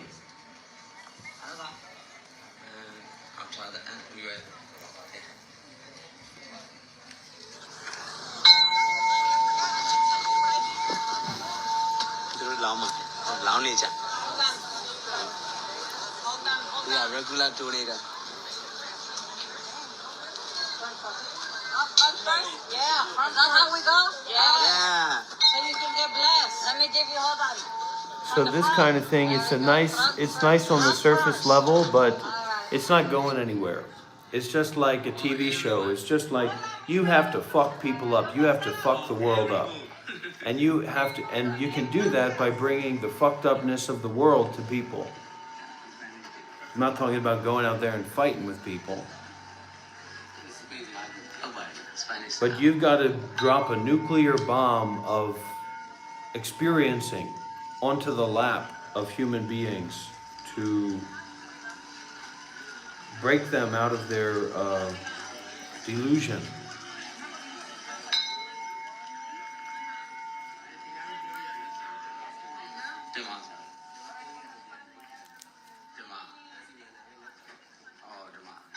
First, you're going to have to introduce yourself, Lauren O'Connell.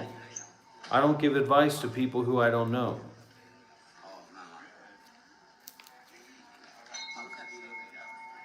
You can call me on WhatsApp if you want to have a conversation. There's your job right there, Chanath. Become my video editor. Edit some videos.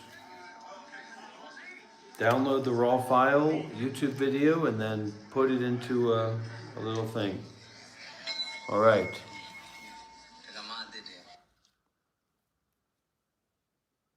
Nobody bought the $50 Mahakala initiation.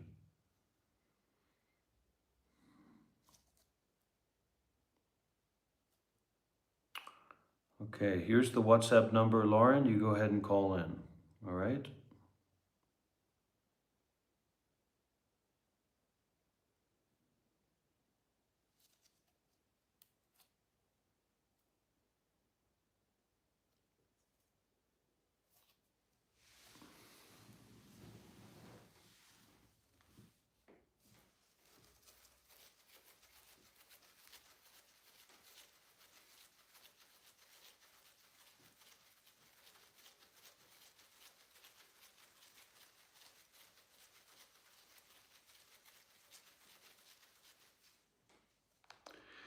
Call me anytime, Lauren.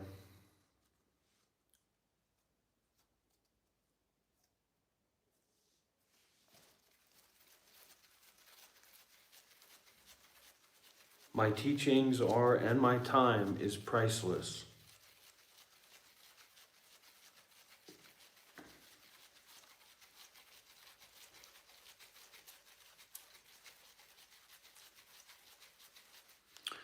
concerned with the truth, this is the sutta of seeing. This is the sutta of hearing. Now, I'm going to count down from 10. If someone doesn't call in before I reach 0, if someone doesn't call in through WhatsApp before I reach 0, then there will be consequences.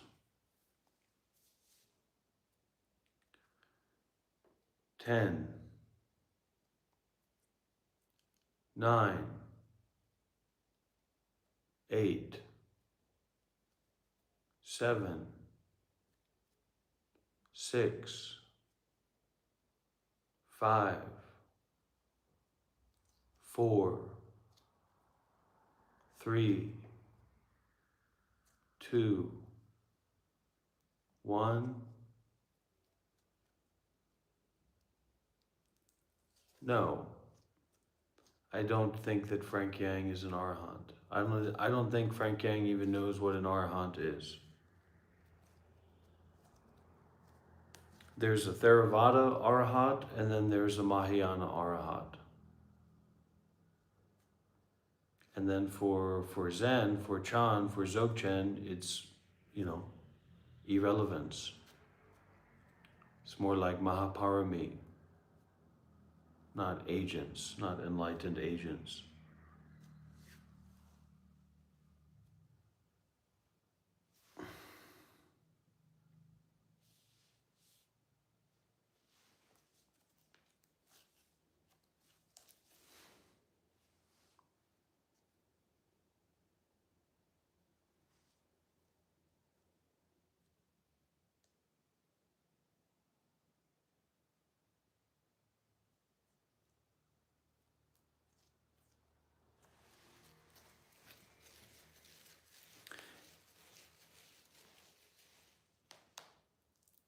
Probably not.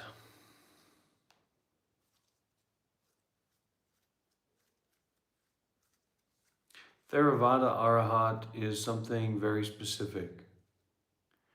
And the subtlety of the mind is such that the farther and farther we get away from the Buddha, the less efficacy there is in the Dharma, especially as it's read and interpreted and understood. So probably not. But we just have to stay with not knowing. My advice is, if you're serious about this path and who you are fixating on is just, basically Western-minded people who've got, experience and put themselves out there, that's not the best way to do it. You don't want to go as far as you think that you want to go. It's like, do you want to become psychotic? No. Then you also don't want to become enlightened, ultimately. And, what will basically happen is that you'll be humbled by your degree of generosity. And if your degree of generosity is just limited to, watching these Western people and this and that, and watching YouTube videos, then you're not going to be humbled to the extent that you need to be to go very far, generally. So, this is the Dharma ending age, and you're in a hopeless situation ultimately. You is a hopeless situation.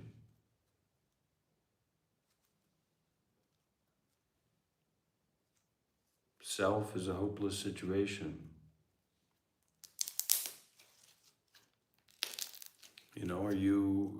Are you going out into the forest to eat pine needles and sap for a month? Or are you just hanging out, doing nothing? So, you have to look at what you're giving to this path. And if you want to give more, you're going to need more support. Not just reading a book from, Daniel Ingram or whoever. That's right. That's the idea. I need a big fruition. I'll be good forever. And it's just total egoic stupidity. It's how you know that you're not a stream enterer for sure. But even then, there's different definitions, and when you look into it from the perspective of a persona, what you're talking about is finding someone that you believe in and that other people believe in to tell you that you are something. And has nothing to do with Sotapanna or stream entry. What are the Tibetans hiding? Sneaky Tibetans. They're probably hiding Genghis Khan's treasure. That's what I expect. All right, I need you to activate a totally freaked out Bingaloo Bungaroo Crocodile Dundee accent turned up to 100%, and we're going to go into some questions about Dharma. Righto, mate. Crikey, we're cranking that accent up to 100%. Okay. Give me the stages of enlightenment in Tibetan Buddhism. Righto, mate. We're cranking that accent up to 100%. Now, let's have a burl at the stages of enlightenment in Tibetan Buddhism. First up, we've got the initial stage called Lamrim, which is the graduated path to enlightenment. It covers basic ethical disciplines up to the development of wisdom. Next, there's Shamatha, or calm abiding He meditation. doesn't even know what he's talking about. I'm talking about a parallel system of stages of enlightenment, such as in Theravada, the 4 stages up to Arahatship, and then in Mahayana, the 8 bhumis leading up to Buddhahood. And also, I want you to give some clarification about the Got it. You're looking for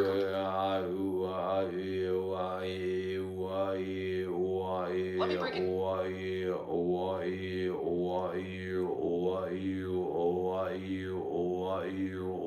It sounds like It seems like you're working through some ideas, but I'm having a bit of trouble following the full picture. Can you clarify what specific points or terms you'd like to focus on? That will help me give you clearer, more targeted information. For example, are you looking to compare specific stages? Or get I'm details looking about to find the Tibetan system of stages of enlightenment in contrast with the 4 stages of enlightenment in Theravada Buddhism, and also the 8 bhumis in the Mahayana, as well as you're not a professional, you're not above me, you're not better than me in understanding. So I'm not looking for your authoritative interpretation as some kind of retarded AI model. I'm looking for you to do the math, all right? I'm not looking for a parent or a teacher talking to some Crocodile Dundee idiot. Now, I want to also know about the parallels between the first 4 stages of enlightenment in Mahayana leading up to Bodhisattvahood, as I've heard the 4 stages of enlightenment in Theravada concerned with the Mahayana. In the Mahayana, they call them the first stage, second stage, third stage, fourth stage Arhat, and then you get into the first bhumi. So what can you share about that, Mr. Dummy?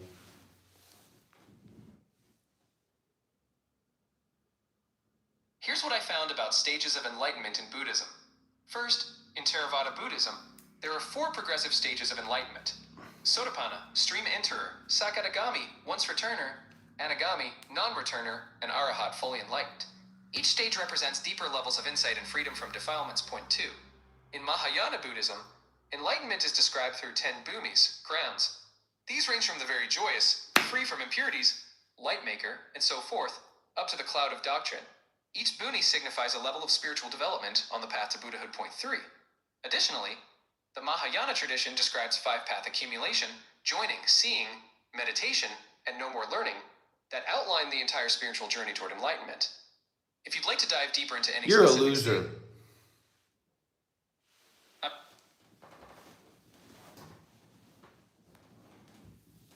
I am a powerful teacher. I am a powerful spiritual teacher. Nobody, Eddie, you don't know what you're talking about. Okay?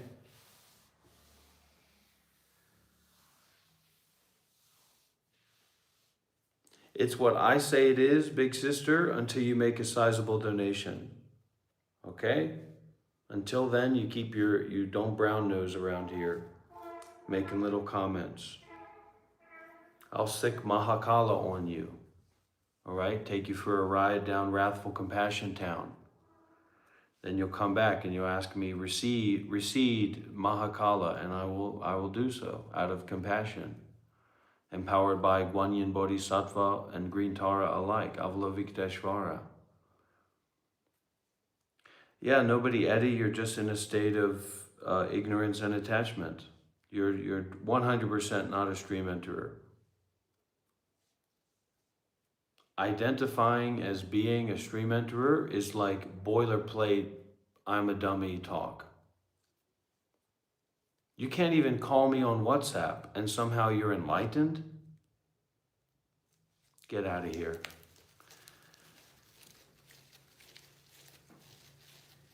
Go. You and Big Sister can go and practice together with each other.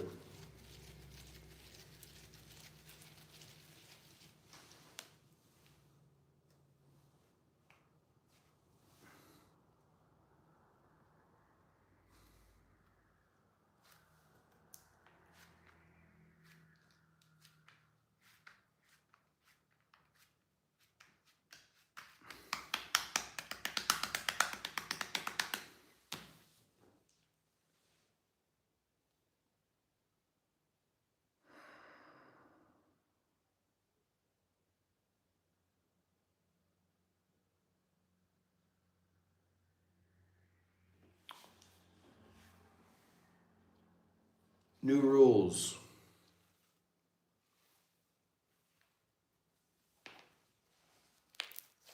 Nobody Eddie.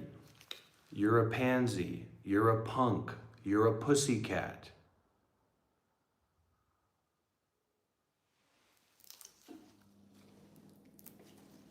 You grasp onto ego. You grasp onto a self-identity. And you are fixating on the notion of you being enlightened or you being a stream enterer, when if you actually were one, you would know that that's entirely ridiculous. That the notion of that is ridiculousness and that it's equal to any other thought. It's like saying, I fart. I'm a first degree farter.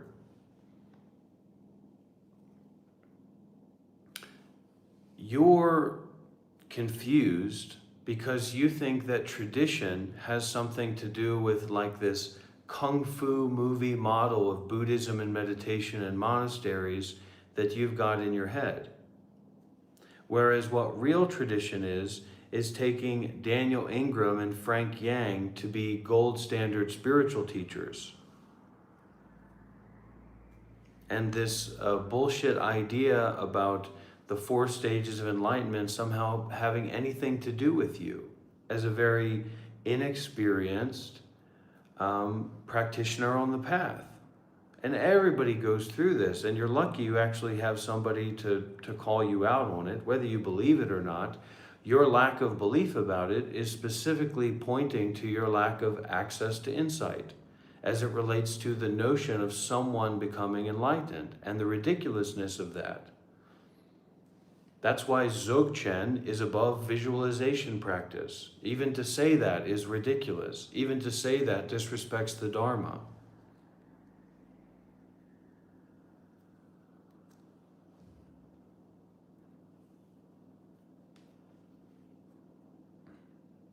And I know I can be a little bit tough, but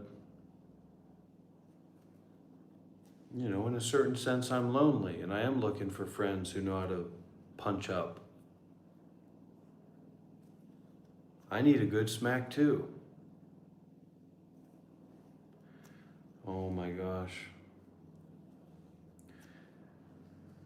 Well, good luck with being a retard, nobody Eddie.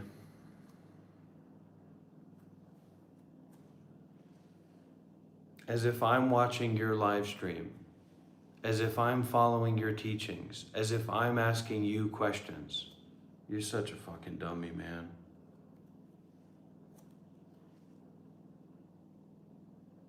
It's just this spiritual identity becomes just another reason to perpetuate disassociation and discombobulation and to have no view of context. You're here asking questions on how to practice Vipassana. You're here questioning about stream entry and the degrees of enlightenment from other people. And now somehow you've magically changed everything where I'm a dog at your door begging for attention from you and just trying to get some kind of response out of you. You're a fucking Looney Tune retard, buddy. Sorry. Because when we don't have this access to insight, everything is always this disassociated and discombobulated reification of a self-position that we're holding. That's totally free of context, which doesn't make any sense. If it's totally free of context, it should be reifying no self. And not even to add in being a pussy and a punk and a bitch and a little scaredy cat. Calling in, and a retard. Calling in, I could never call in. I could never use my voice. Why not? Get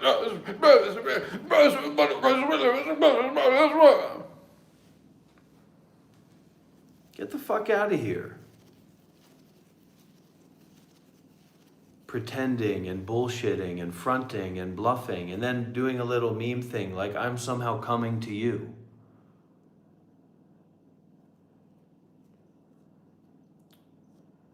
It's a shame. I know. And that's what I'm trying to say, is that we don't have to be like that. We don't have to have such a broken, disillusioned, disassociated identity when it comes to the spiritual path.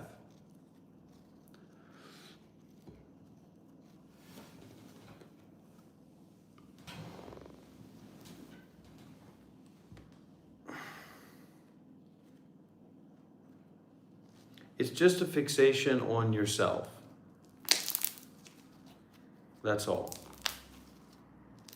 It's a fixation on your spiritual identity that you take too seriously and at the same time don't take seriously enough. It's disassociated, it's discombobulated, and it doesn't stand up to any observation. That's why you can't just call in. That's why the notion of you calling in sets your fucking brain on fire like a neutron bomb's just been blown up in it. We're not having a conversation, Eddie. I'm just pointing out how daft you are for the benefit of the community.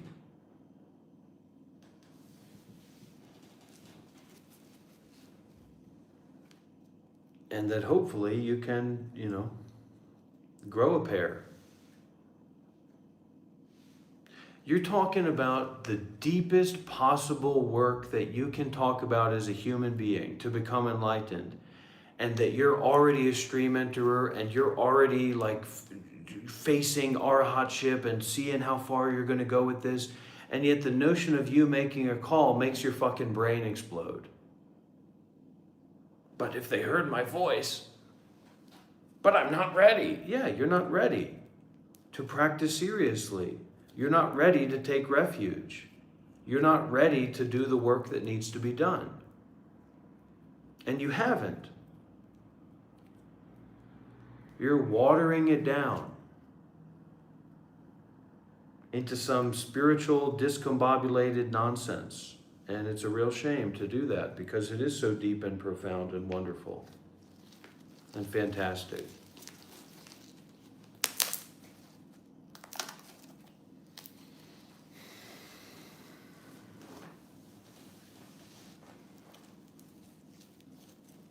Do you know what Ajahn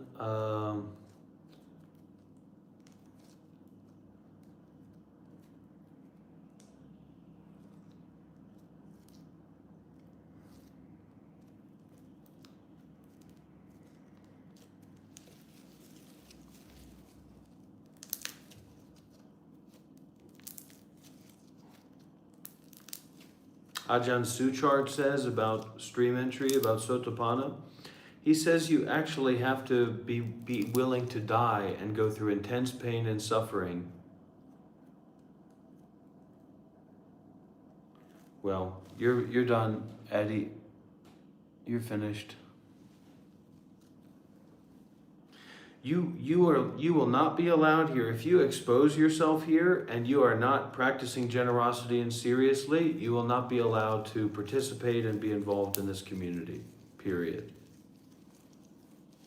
If you do not listen, if you do not share, then you will be blacklisted, and you'll have to make another username and come in and turn into a ghoul, a trolling ghoul.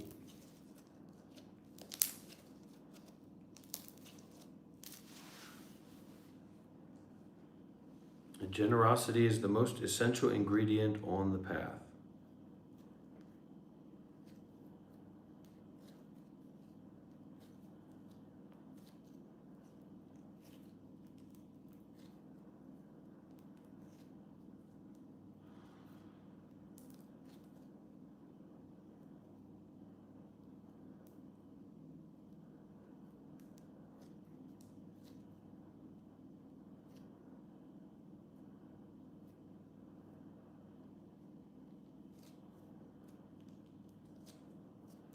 Well, I guess we're done here. I mean, what's more to be said? What more can be shared with all you people?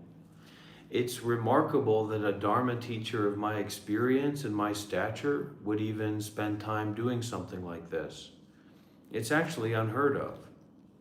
And I should be commended, and I should be regaled, and I should be lifted up, and I should be respected for sacrificing my valuable, precious time to do this kind of activity and this kind of work. This is a remarkable level of accessibility to a very experienced Dharma practitioner. A remarkable level.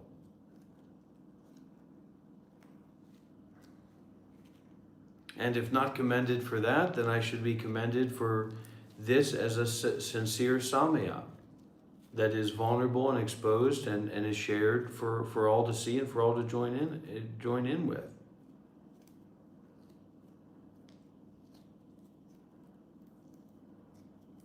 And I say that even while having this totally humble and precious mindset of being grateful for everybody here for helping me practice and for helping me to get out of bed and to be involved with the Dharma, to be involved with the path. And I am very grateful, eternally grateful. But these hidden viewers, these hidden watchers, these hidden wealthy benefactors need to start opening up those pocketbooks and pouring them out on the ground floor of this environment. Call on in, AIC. I want to hear from you. Just say hello and share a little bit, that's all.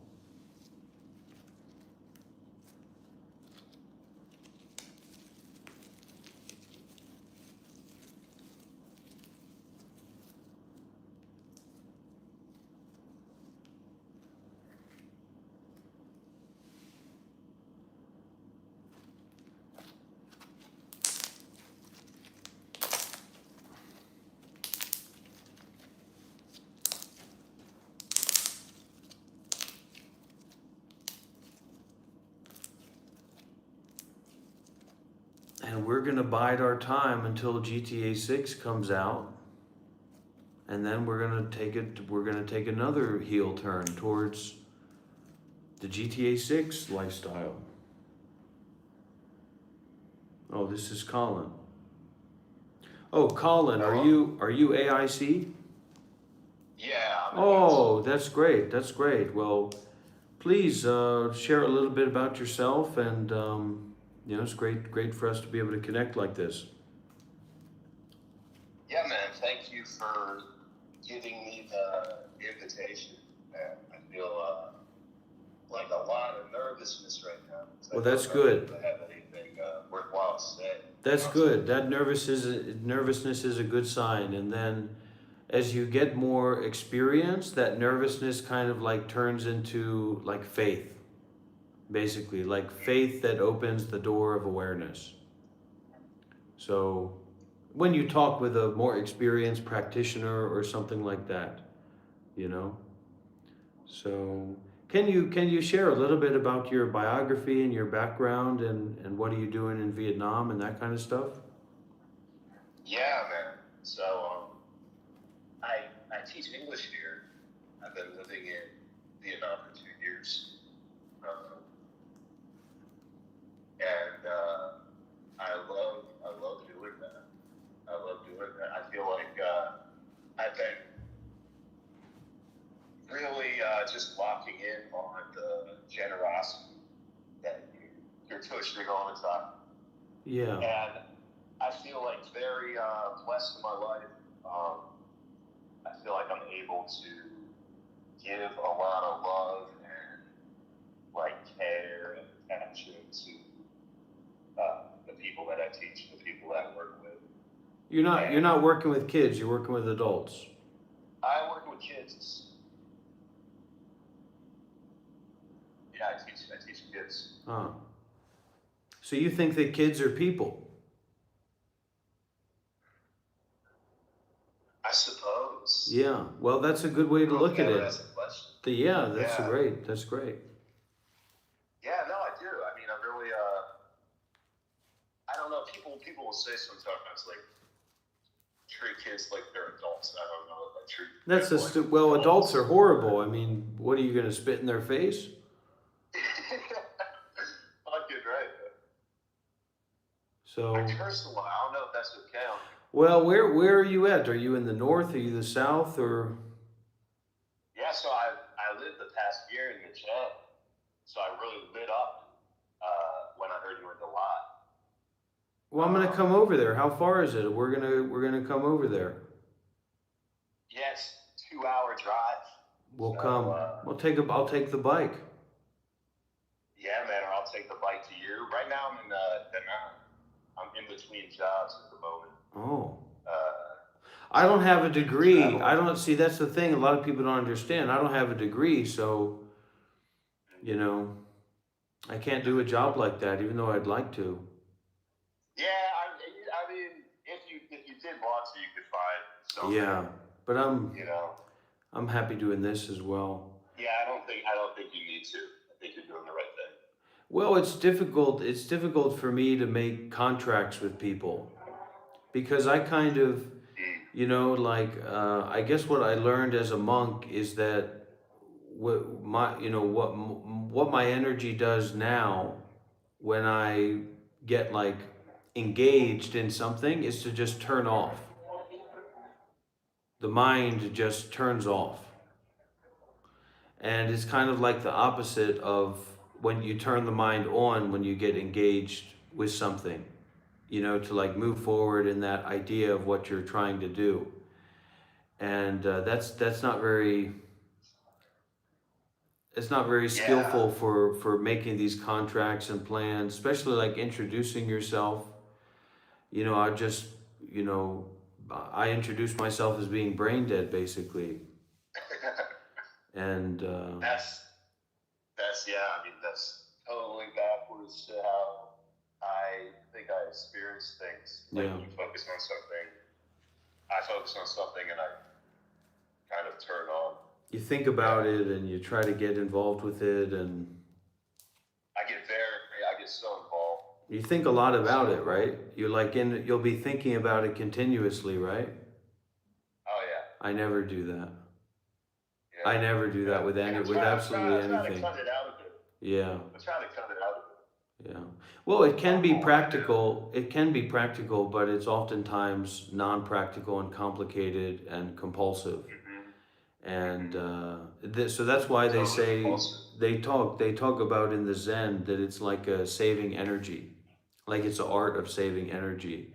And then when you're fully in that, you know, just being aware and just meditating, you're fully saving energy. You're not wasting anything. There's no wasted action or thought or so. Well, you know, it's great to talk with you, and you'll have to send me a message, and we'll figure out how to link up, you know, here from Dalat, because I'll be here for another month before I go to Australia. Okay. Yeah, great. I think this coming week probably I'll be able to shoot up there. Yeah. And can't say I've been.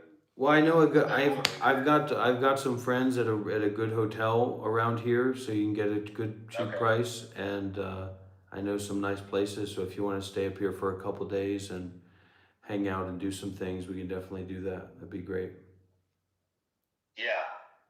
Yeah, let's do it. Okay, take care, Colin, and I'll see you soon. Just Okay. snap me a message, and we'll figure it out. Yeah, we'll arrange. All right. All right. Bye bye. Thanks for your time. Yep, bye.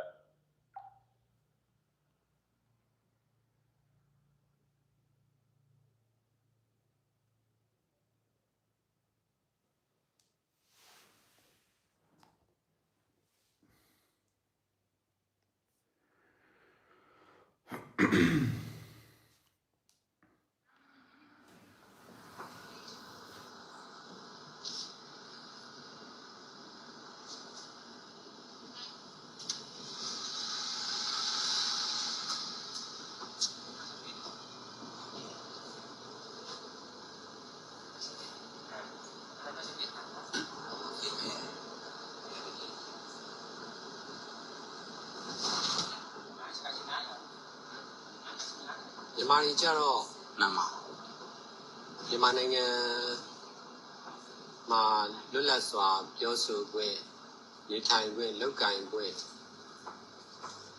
Yanyading Gwe Mono Mama. Well, that's the thing. It's a rough and tumble way.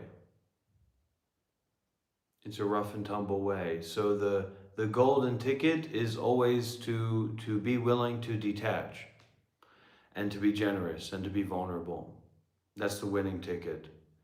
And that always works.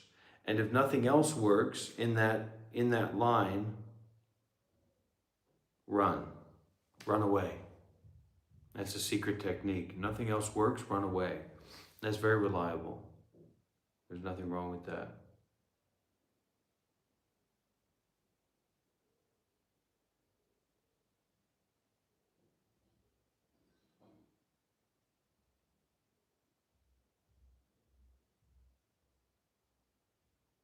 Because it's totally mysterious.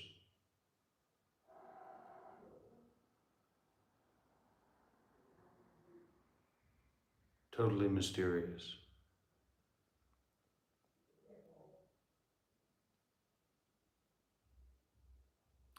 And unpredictable. And inconceivable.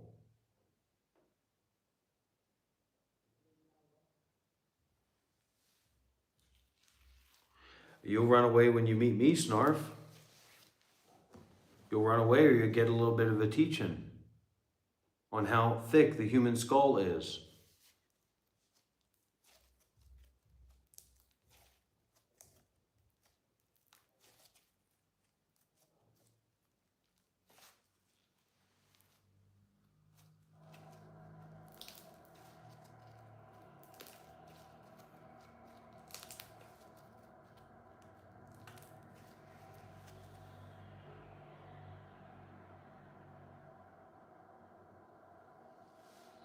I am a real and powerful spiritual teacher.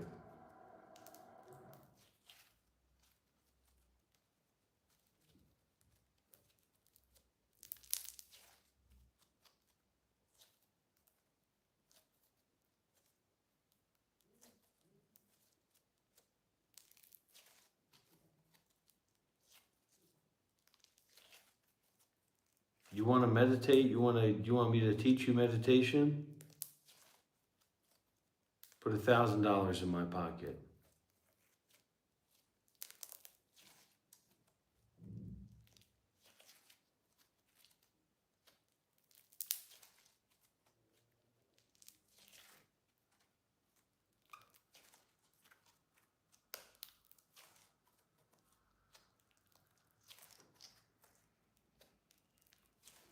That's generosity.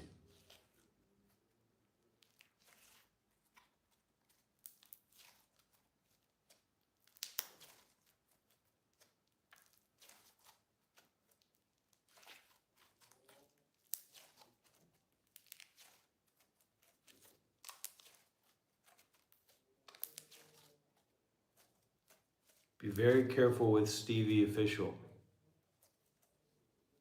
Yes. Directly towards Australia, Stevie. As if it had an arrow on it, an arrow attached to it, to Australia. And I need that support. I need that emotional support, intentional support, because I don't see the way over there just yet.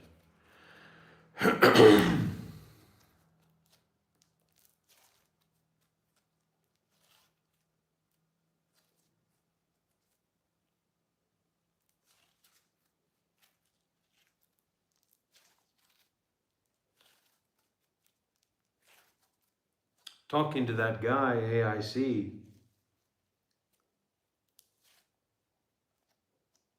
you know, that really puts a picture into me.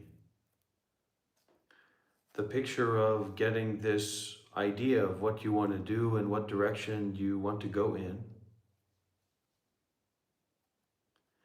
And then you think about that, you think about that, you think about that. And I don't know that I was ever doing that.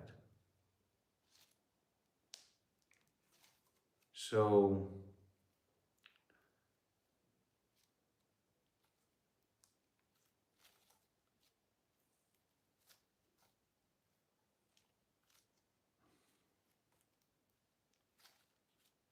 it's just interesting to see the contrast between that. I don't know if anyone else can see how kind of potent that is or clear that is, but you're sitting here, you're not thinking about doing anything. You're not really thinking. Just stepping back and see, or step back seeing.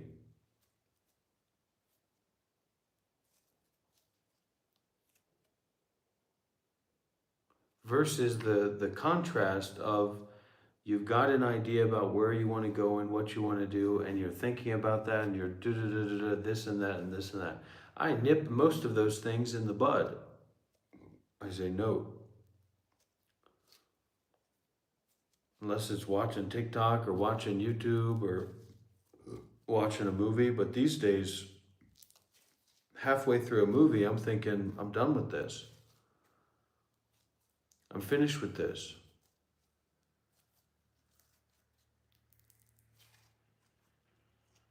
Now, when it comes to what's in Australia,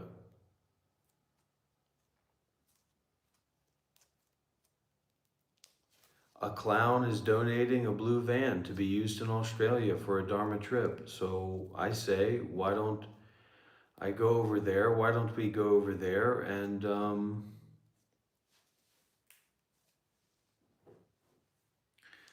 get involved with that?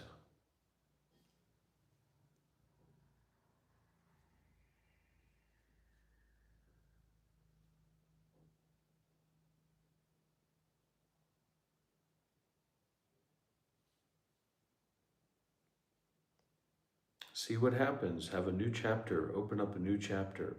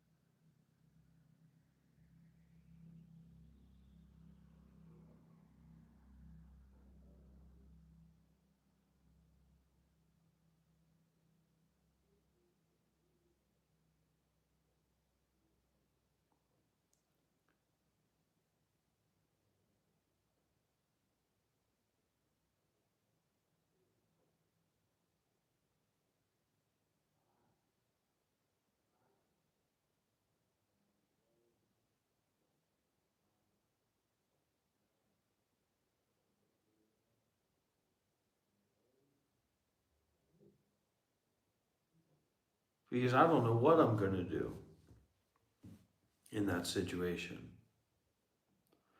I guess I'm gonna be authentic and be sincere and bring my fucking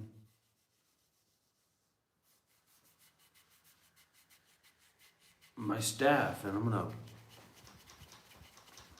whip it around. Or not. I mean, no, I want to be honest about something. I want to be clear about something. I want to be very clear about something. I've had zero exposure to being around Westerners at all, not being a monk, not being fully in the identity of a monk and constantly saying, hey, I'm a monk, you better watch out, for 7 years.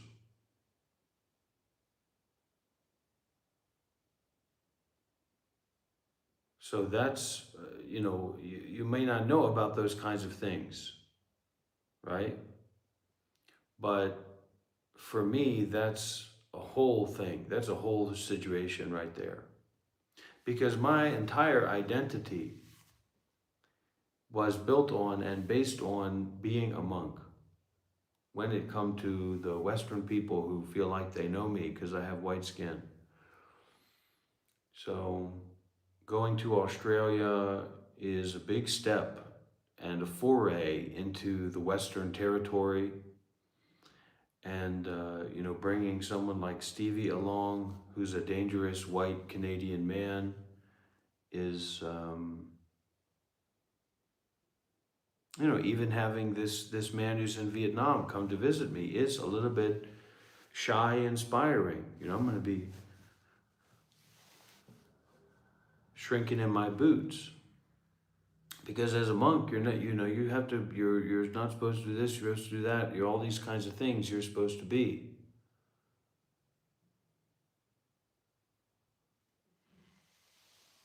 And, people have been talking about this AI situation. Anybody heard about this AI situation?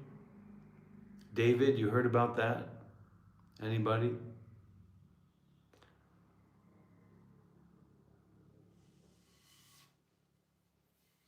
And so, thank you, AIC, that's good. No, just leave it with, I think we could be great. That's even better.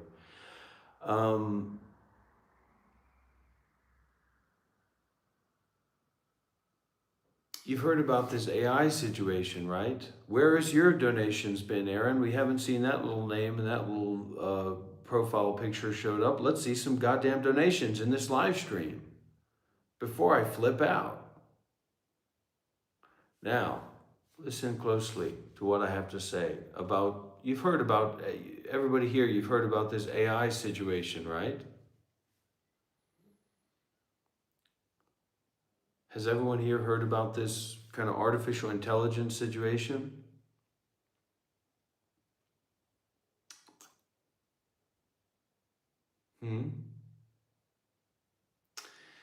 Well, basically, they've released this new model of video creation, and you can put Michael Jackson as a Walmart clerk, and it looks real as can be. Now, when I see that, when I think about that, and I'm sure what many of my students, my donors and supporters think about when they see that, they say, yeah, I see what you're talking about, but ultimately, we're working in the paradigms of Dharma, or at least we're thinking deeply, or at least, we're not some kind of dummies, so, it's not that worrisome.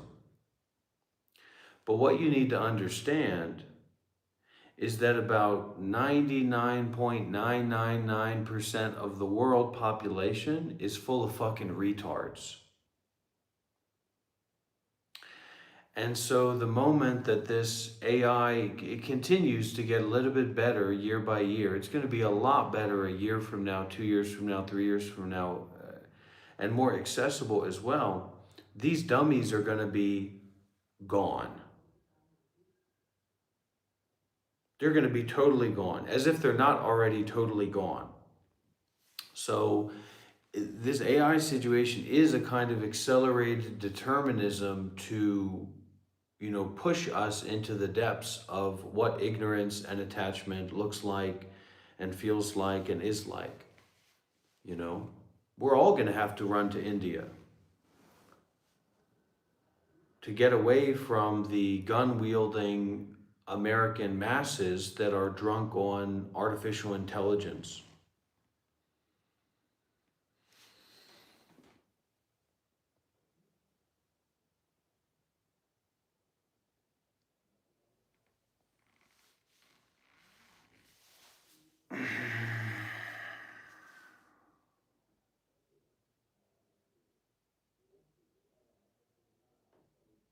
I'm still hearing voices.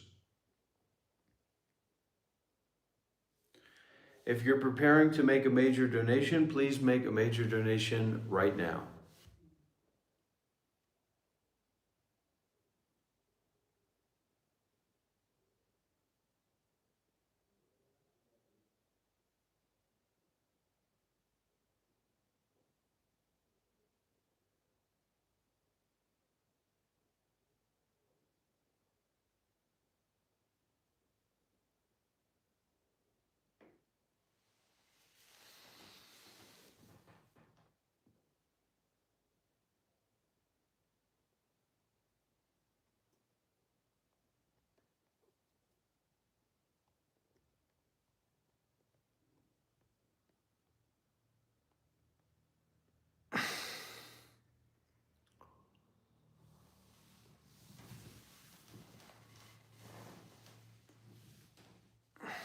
Is that understood?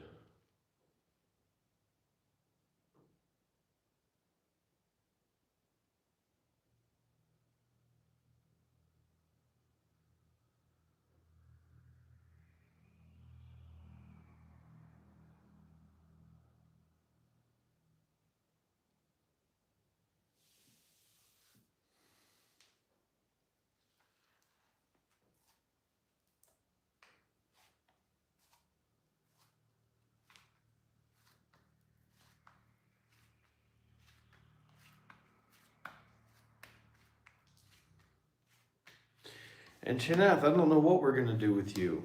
Do you have a degree, Chinath? You got a degree, but you got brown skin.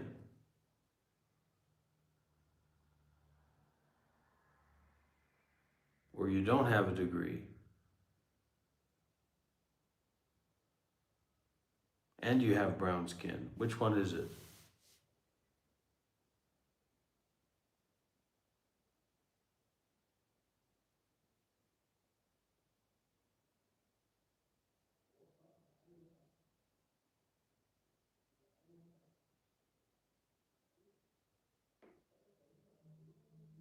Okay, good. Well then, what do you got to worry about? Just be patient. You don't need to be in a hurry to do anything and get a job or whatever. Just work on your studies and be patient and be open. Right?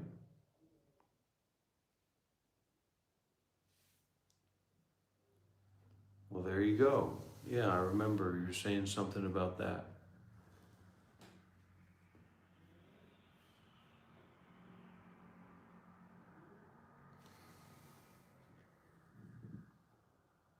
I doubt you'll ever find me begging online, but even if I were in that position, I don't think that's justification for some kind of mean or ill will narrative. Don't pick on anybody here. We've all got different IQ scores. There's nothing wrong with that.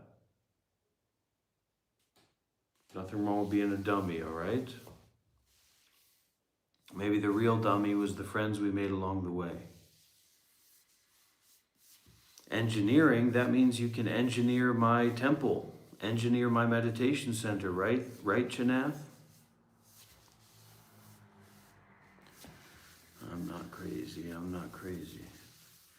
I'm not crazy, I'm not crazy. I'm not crazy, I'm not crazy. I'm not crazy, I'm not crazy. I'm not crazy, I'm not crazy, I'm not crazy. I'm not crazy, I'm not crazy, I'm not crazy. I'm not crazy, I'm not crazy, I'm not crazy. Let there be no you. Let this present moment experience just be as it is. I'm not crazy, I'm not crazy, I'm not crazy, I'm not crazy. Also, we accept donations through Revolut.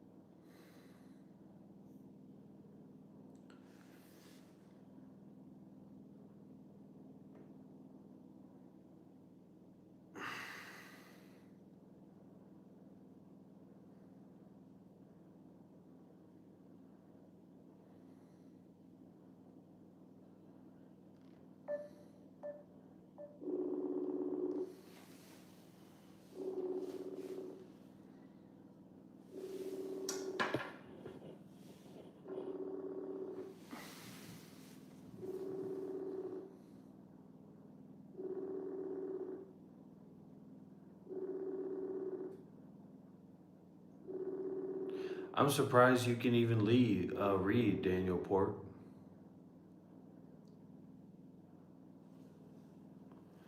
We were trying to call a Tibetan hermit, an English Tibetan hermit, who's very well read, very well knowledgeable on the Tibetan Buddhism stuff. But I'm about done. I've about had it up to here.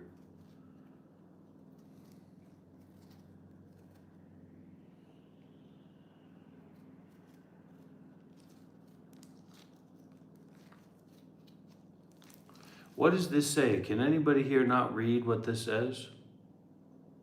What does this say? What does this say here?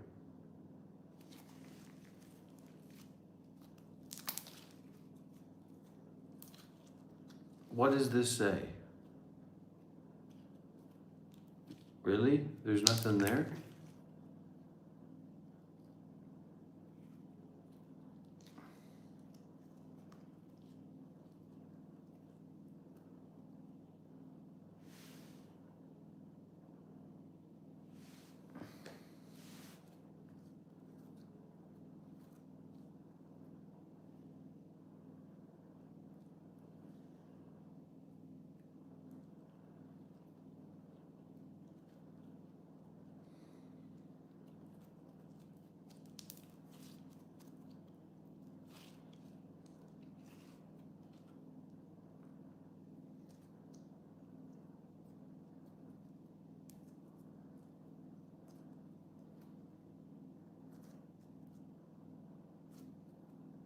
What do people here really think about me?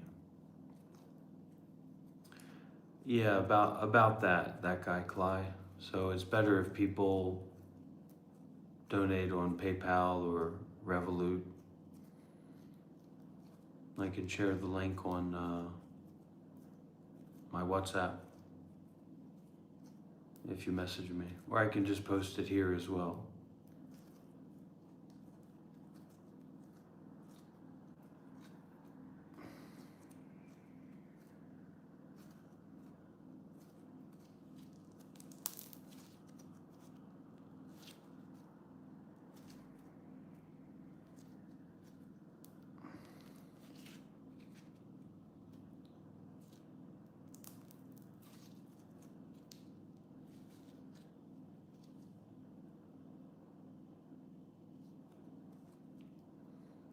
All right, Kai.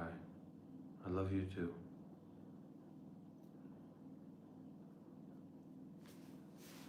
You reach me too, Kai.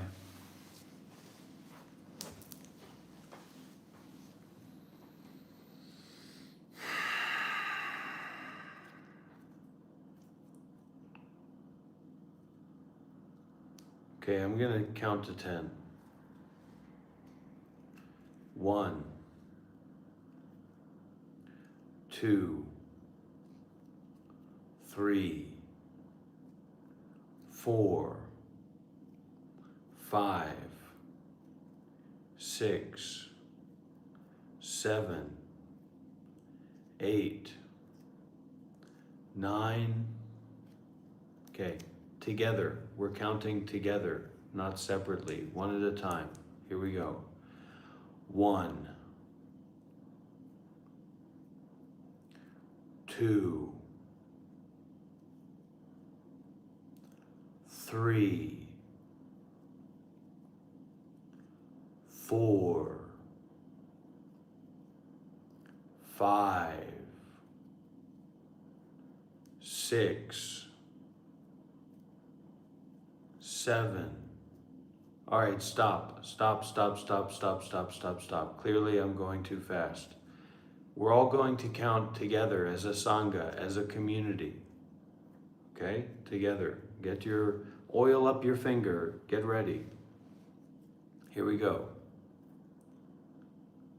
And something's going to happen. All right? Not just counting to 10 for no reason. 1.